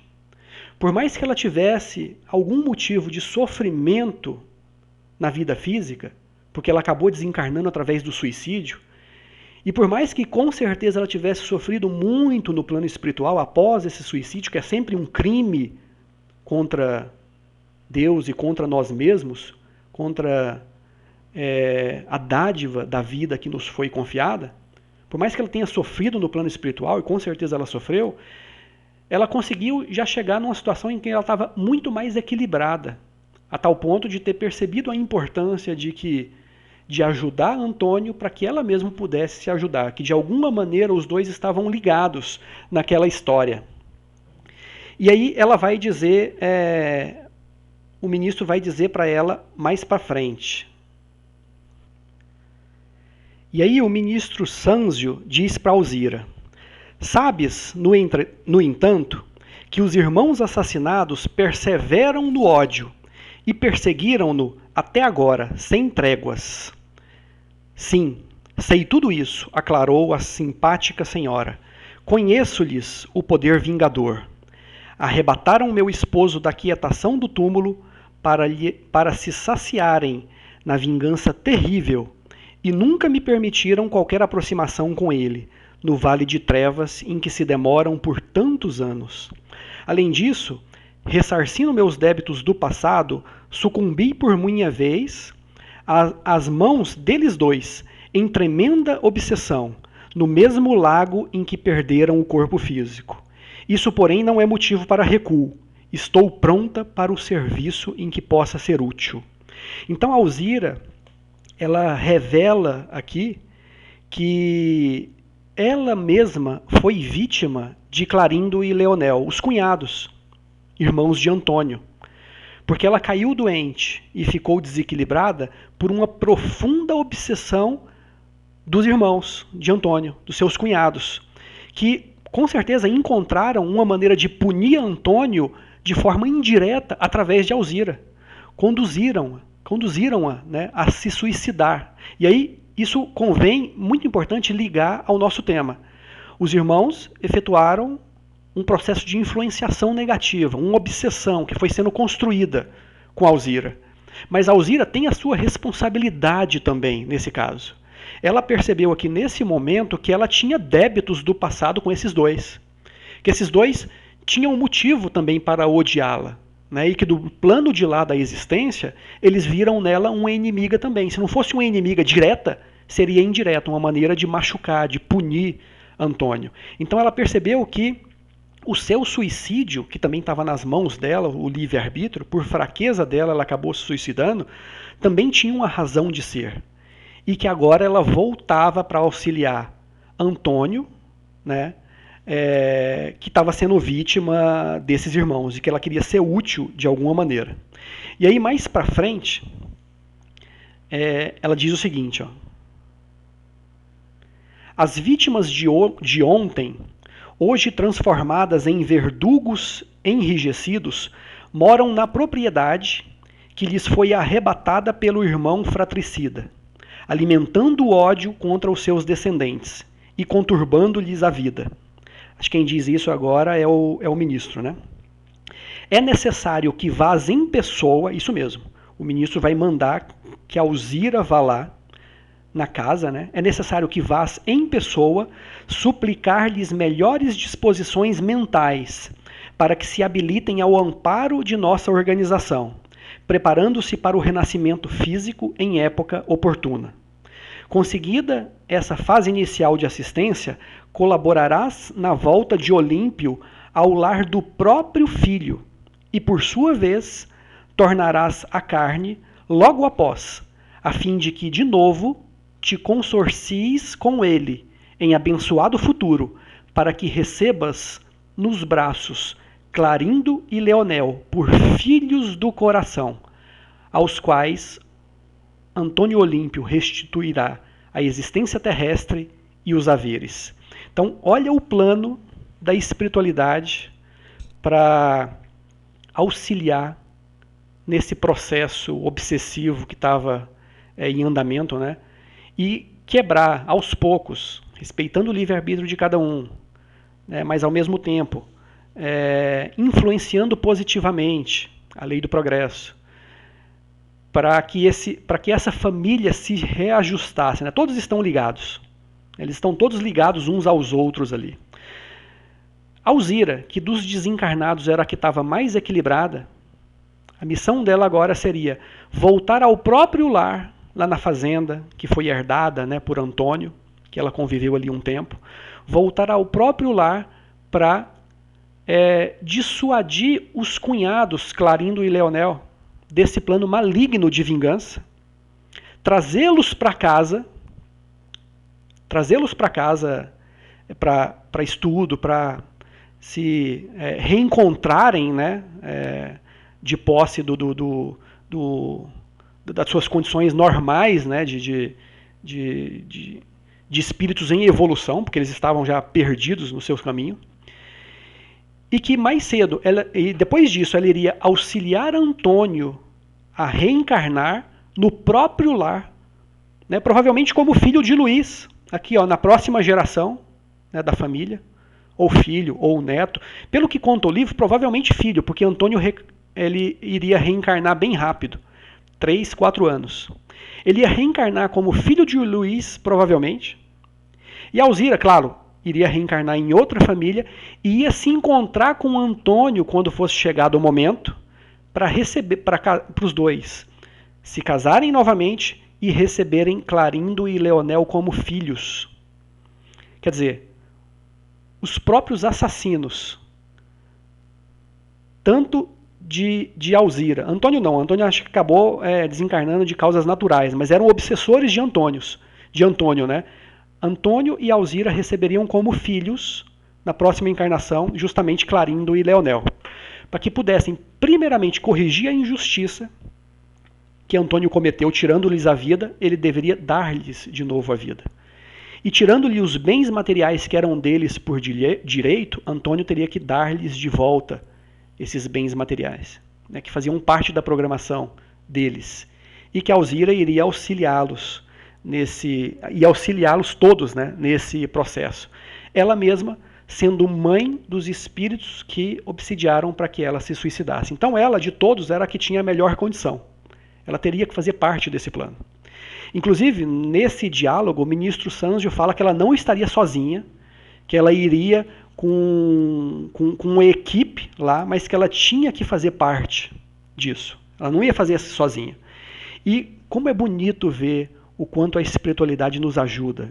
Porque ela seria auxiliada não só nesse plano de conseguir isso, como ela seria auxiliada também, ele diz ali, durante toda a reencarnação, durante o processo de reencarnação, durante toda a vida física, antes e depois de reencarnar, né, ia ser acompanhada de perto por aquela casa, porque ela já tinha méritos, né, mas que cumpria a ela um papel, né, nesse processo de reajuste. Então, é muito bonito ver isso. Mostra que nós nunca estamos sós. Por mais que nós pensemos que na nossa vida nós estamos passando por dificuldade, a espiritualidade sempre vela por nós. A providência divina sempre atua através daqueles espíritos que têm como papel nos orientar, nos auxiliar. Que nós devemos, através de vibrações positivas, através de atos baseados no amor e no bem, nos ligar de uma maneira mais completa a esses espíritos que só querem o nosso bem, que acompanham a nossa trajetória, para que nós possamos corrigir os nossos erros e para que nós possamos caminhar rumo à perfeição, que é o nosso destino, né? Então, Alzira segue lá para a fazenda, né, junto com a equipe, vai junto dela André Luiz e Hilário, né, e vai junto dela também Druso e Silas, todos esses personagens aí. Então ela não está sozinha, ela está acompanhada. André Luiz e Hilário mais para acompanhar, né, para servir de estudo. Mas Druso e Silas vão ajudar muito ela nesse processo. Ela sozinha não teria condições. Ela está ali para aprender também, né, e para atuar em determinados momentos, porque ela fazia parte da família, né. Então ela chega ali na fazenda e percebe uma cena das mais tristes, né? A fazenda toda largada, toda quebrada, suja, né? Tudo que ela viu assim nos tempos antigos, onde era tudo muito bem cuidado, estava tudo mal cuidado, né? Caindo aos pedaços. Que à medida que ela vai, até se emociona ao andar por aquele mesmo caminho que ela nunca mais tinha voltado, que teve a oportunidade de voltar agora, ela vê uma porção de espíritos de aspecto horripilante em todos os cantos da fazenda no caminho, né? E o instrutor Druso vai explicando que aqueles espíritos eram espíritos de agiotas, de pessoas profundamente ligadas à riqueza material, em desequilíbrio também, que os cunhados Clarindo e Leonel tinham trazido para a propriedade, para auxiliar na obsessão que eles faziam sobre Antônio, né? Ou melhor, sobre Antônio primeiro e agora sobre o Luiz, que era o filho, né? E que ela chega ali e reencontra o filho Luiz, que agora já tinha 40 anos. E aí ela diz, palavra delas aqui, ou melhor, André Luiz, né, dizendo: Luiz, cujo espírito se afinava com os antigos sentimentos paternos, apegando-se aos lucros materiais exagerados, informou-nos a interlocutora. Não, então era ela mesmo dizendo, né? Luiz sofria tremenda obsessão no próprio lar, sob teimosa vigilância dos tios desencarnados, que lhe acalentavam a mesquinhez, detinha larga fortuna, sem aplicá-la em coisa alguma. Enamorara-se do ouro com extremada volúpia, submetia a esposa e os 2 filhinhos às mais duras necessidades, receosos de perder os haveres que tudo fazia por defender e multiplicar. Clarindo e Leonel, não satisfeitos com lhe se viciarem a mente, conduziam para a fazenda usurários e tiranos rurais desencarnados, cujos pensamentos ainda assim rotilhavam na riqueza terrestre, para lhe agravarem a sovinice. Luiz, desse modo, respirava num mundo de imagens estranhas, em que o dinheiro se erigia em tema constante. Perdera, por isso, o contato com a dignidade social. tornara-se inimigo da educação e acreditava tão somente no poder do cofre recheado para solucionar as dificuldades da vida. Adquirira o doentio temor de todas as situações em que pudessem surgir despesas inesperadas. Possuía grandes somas em estabelecimentos bancários, que a própria companheira desconhecia, tanto quanto mantinha em custódia no lar enormes bens. Fugia deliberadamente à convivência afetiva, relaxara a própria apresentação individual e encravara-se em deplorável misantropia, obcecado pelo pesadelo do ouro que lhe consumia a existência.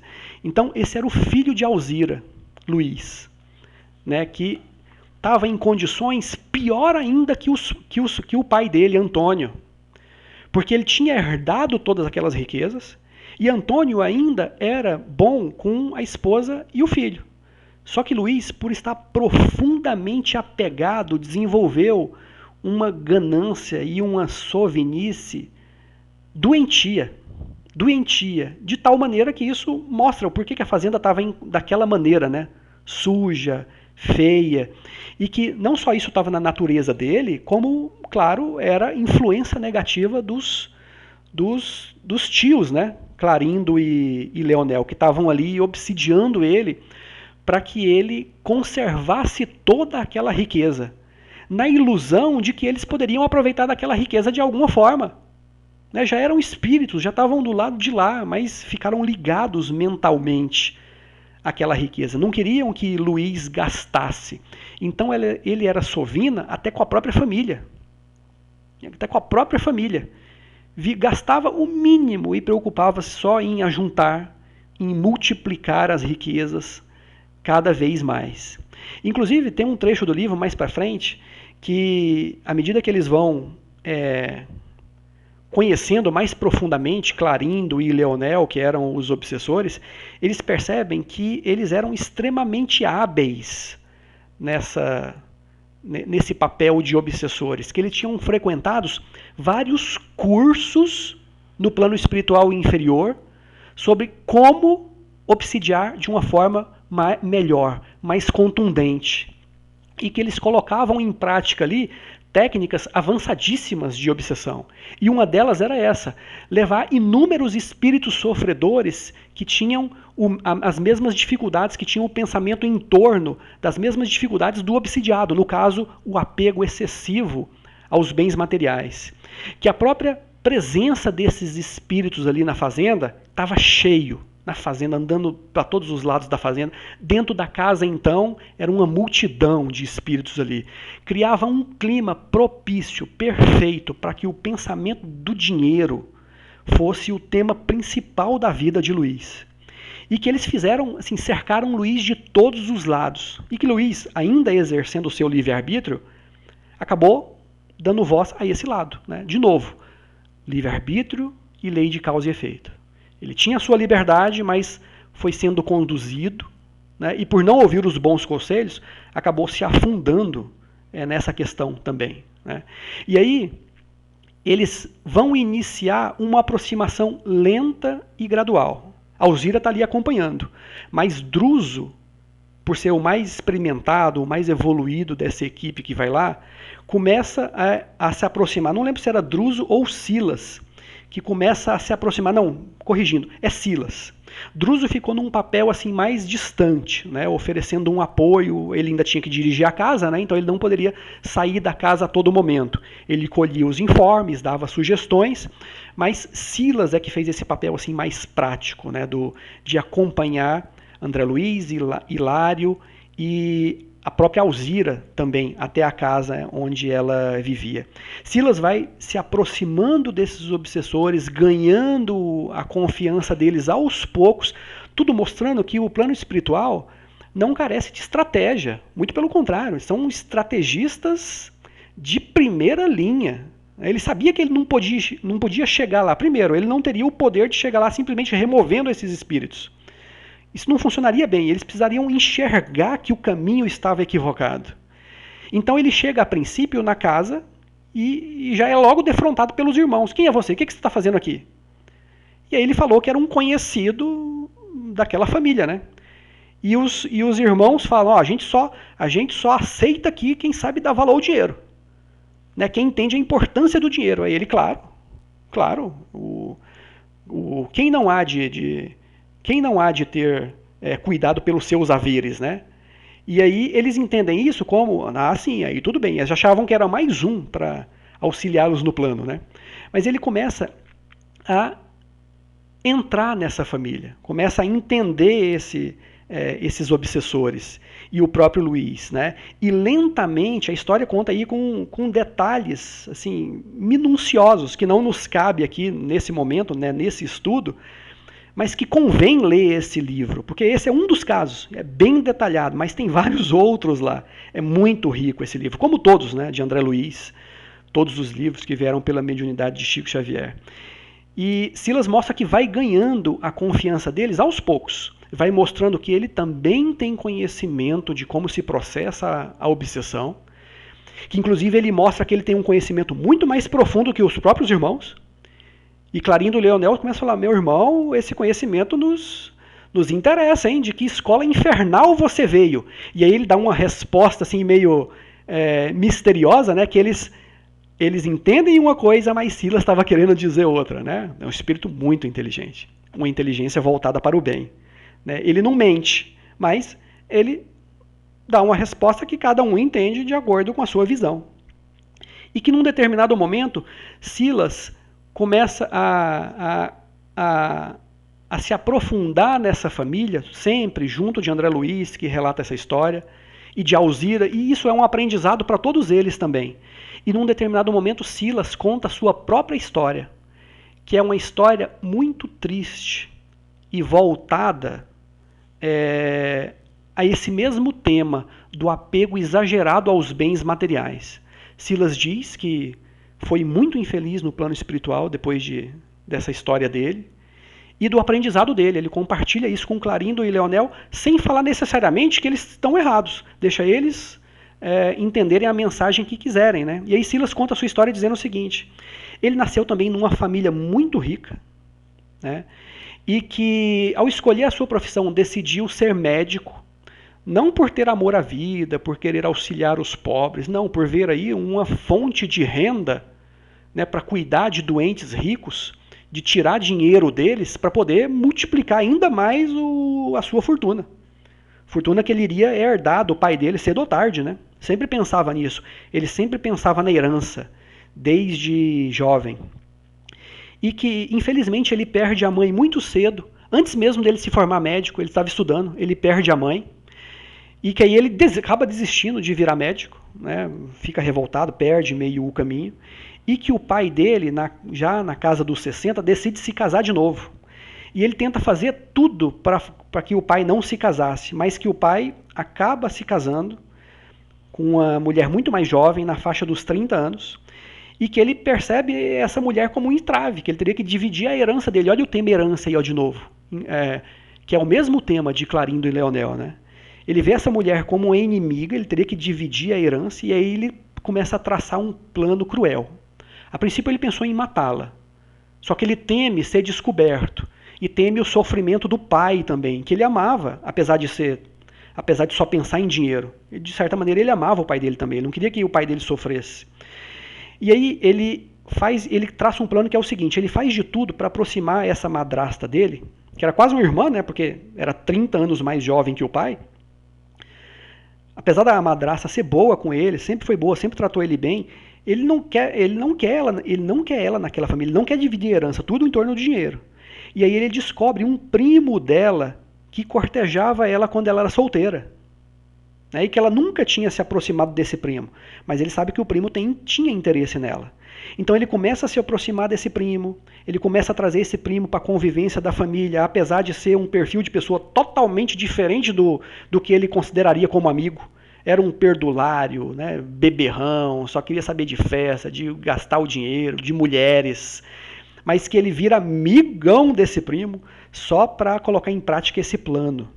Que ele acaba aproximando e que ele vai fazendo esse processo durante mais de um ano, até a hora em que ele aproxima esse plano da madrasta, esse primo da madrasta. Né? E que vendo que eles se aproximaram, porque ele criava diversas situações em que eles podiam se encontrar, vendo que eles se aproximaram, ele acaba criando um flagrante em que o pai pega os dois juntos num momento de fraqueza dela, porque, de novo, ela tinha o livre-arbítrio. Como mulher casada, não ceder ao primo, mas pela insistência, acabou cedendo, porque tinha algo nela também, né? Tinha um sentimento ainda não resolvido. E que aí o pai pega a segunda esposa, né, em flagrante delito, né, de traição, e que ela também, pela vergonha, acaba caindo doente e tempos depois morre. Ele fica feliz, super feliz, né? Silas, que já era o assistente, que já havia sido convertido há bastante tempo, contando a sua história para Clarindo e Leonel. Ele fica feliz, herda toda a fortuna, né? Mas o pai nunca mais se recupera desse desgosto, né? Fica doente, a doença se agrava, e numa noite, né, antes de morrer, o pai fala para ele que, na verdade, a segunda esposa não morreu de depressão, de causas naturais. Ele a matou envenenada. Ele envenenou ela aos poucos, de uma maneira que nenhum médico pôde descobrir. E acharam que ela tinha morrido de melancolia, né? de depressão e das doenças oportunistas que vêm como consequência. Quer dizer, ele tinha feito o pai dele sofrer terrivelmente. Esse não era o propósito dele. Ele queria herdar a fortuna, mas ele queria que o pai dele vivesse bem também.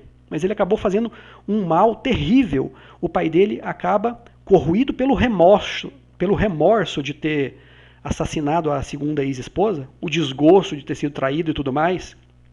O pai dele acaba morrendo.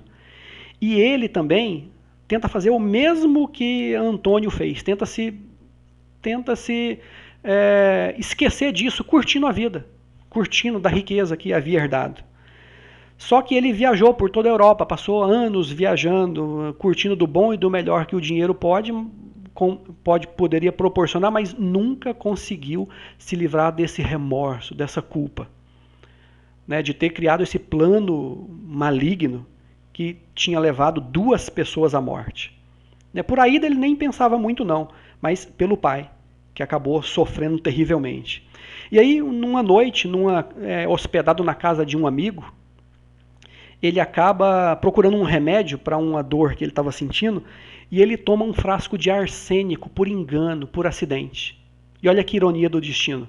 Acaba desencarnando envenenado, né? Da mesma maneira, o mesmo tipo de desencarne que ele submeteu a madrasta, né? A Ida.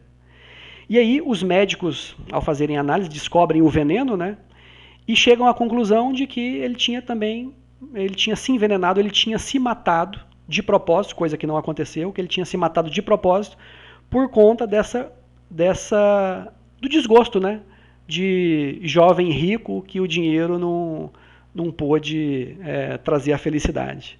Então ele chega no plano espiritual dessa maneira, né? Extremamente perturbado. E aí, claro, né? A gente imagina, vai ter toda uma trajetória até chegar nessa situação de Silas, já o assistente de Druso, para ajudar nesse caso, né? E aí, claro que pode ter passado décadas, talvez séculos, sabe-se lá, né, até ele chegar a essa situação. Então, ouvindo toda essa história de Silas, toda a trajetória, todo o sofrimento que ele passou depois disso, Clarindo e Leonel são levados a refletir sobre a sua própria situação e sobre, claro, o seu próprio futuro também. E aí eles já recebem um choque disso, porque em nenhum momento Silas falou: vocês estão errados no que vocês estão fazendo.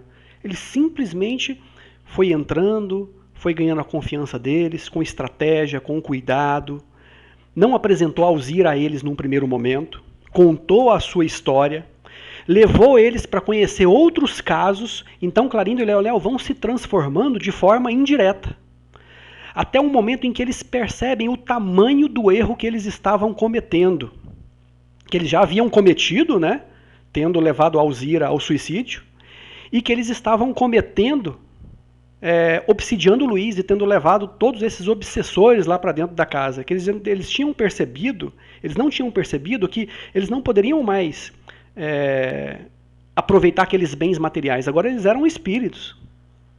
Aquela vida não fazia mais parte deles. E que eles começam a se transformar à medida que eles vão tendo contato com a realidade do plano espiritual. Né? Eles começam a se transformar até o momento em que eles mesmos percebem, Clarindo e Leonel, o tamanho do erro que eles tinham cometido e que a única maneira de serem felizes seriam começar corrigindo esse erro. Só que eles não têm a mínima ideia de como fazer isso, porque eles tinham levado a Alzira à morte, né, ao suicídio. E que eles não tinham a menor ideia de como eles poderiam fazer isso. E que aí Silas diz que, ali num momento assim muito bonito do livro, muito bonito, que ele pergunta para eles: e se Alzira viesse a vocês oferecer o perdão?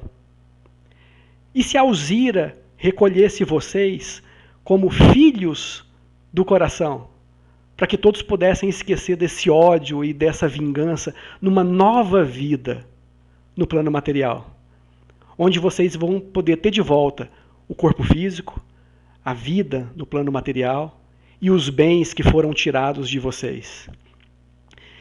E aí, para eles, assim, abre-se uma nova perspectiva, né? No meio de todo aquele sofrimento de estarem já sendo torturados eles mesmos pelo remorso do que fizeram e já começando a imaginar o sofrimento que viria pela frente, Silas traz, numa cena muito bonita, eu choro horrores sempre que eu leio essa parte, como outras partes, tanto dessa obra de André Luiz como outras, porque é muito tocante, é muito profundo. Olha o que Silas faz. Silas leva eles à beira desse lago, onde Alzira se suicidou, por culpa da obsessão que eles colocaram nela. Né? E ali eles entram em contato com essa maldade que eles fizeram e abrem o coração. E aí Silas traz Alzira. Claro, o André Luiz e Hilário também estavam todos juntos ali. Silas traz Alzira. E o reencontro deles é muito tocante. É muito tocante. Eles se sentem como crianças ao pé de Alzira. Seria a mãe deles na próxima vida, que perdoou o crime que eles cometeram. Percebeu que o único caminho é o perdão. Já havia perdoado eles e já havia aceito ser a mãe deles na próxima vida. Junto com Antônio, que seria o pai. E que eles dois iriam trabalhar para apagar esse ódio que havia sido criado entre eles. Então eles caem aos pés de Alzira e choram. Choram durante longos minutos, sem poder conter a profunda emoção de que todos na cena estão chorando, até quem lê o livro. Eu choro sempre, acho que eu já li esse livro já uma meia dúzia de vezes, porque é muito tocante, é muito profundo. Então, o resto dessa história e de outras histórias que acontecem em paralelo, eu deixo para vocês lerem, né, no livro, porque é um livro muito bonito, muito profundo, que mostra, né, todo esse tema que nós estamos tratando, da lei de ação e reação, do livre-arbítrio, como o tempo todo nós temos a liberdade de agir, mas temos que colher as consequências dos nossos atos.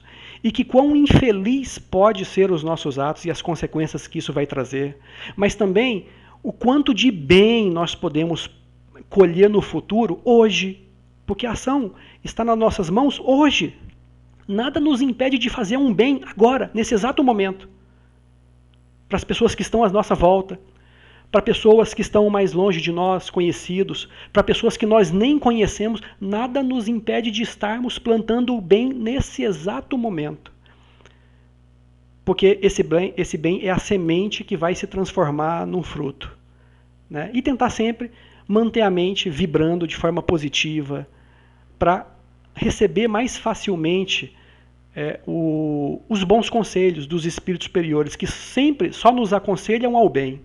Todo pensamento mau que vem à nossa mente, ou é fruto da nossa irreflexão, ou é soprado nos nossos ouvidos por espíritos inferiores, que querem o nosso mal. Então que nós possamos saber que a liberdade é nossa, A todo momento antes de agir, nós estamos com total controle do nosso livre-arbítrio. E que nós possamos começar desde agora a plantar boas sementes para que possamos colher bons frutos nessa vida, no plano espiritual, na vida espiritual e nas outras vidas também. Com essa mensagem final, desejo um ótimo dia, uma ótima semana a todos que estão me ouvindo nesse momento. Que a paz de Jesus possa estar conosco, agora e sempre. Um grande abraço e até o nosso próximo estudo.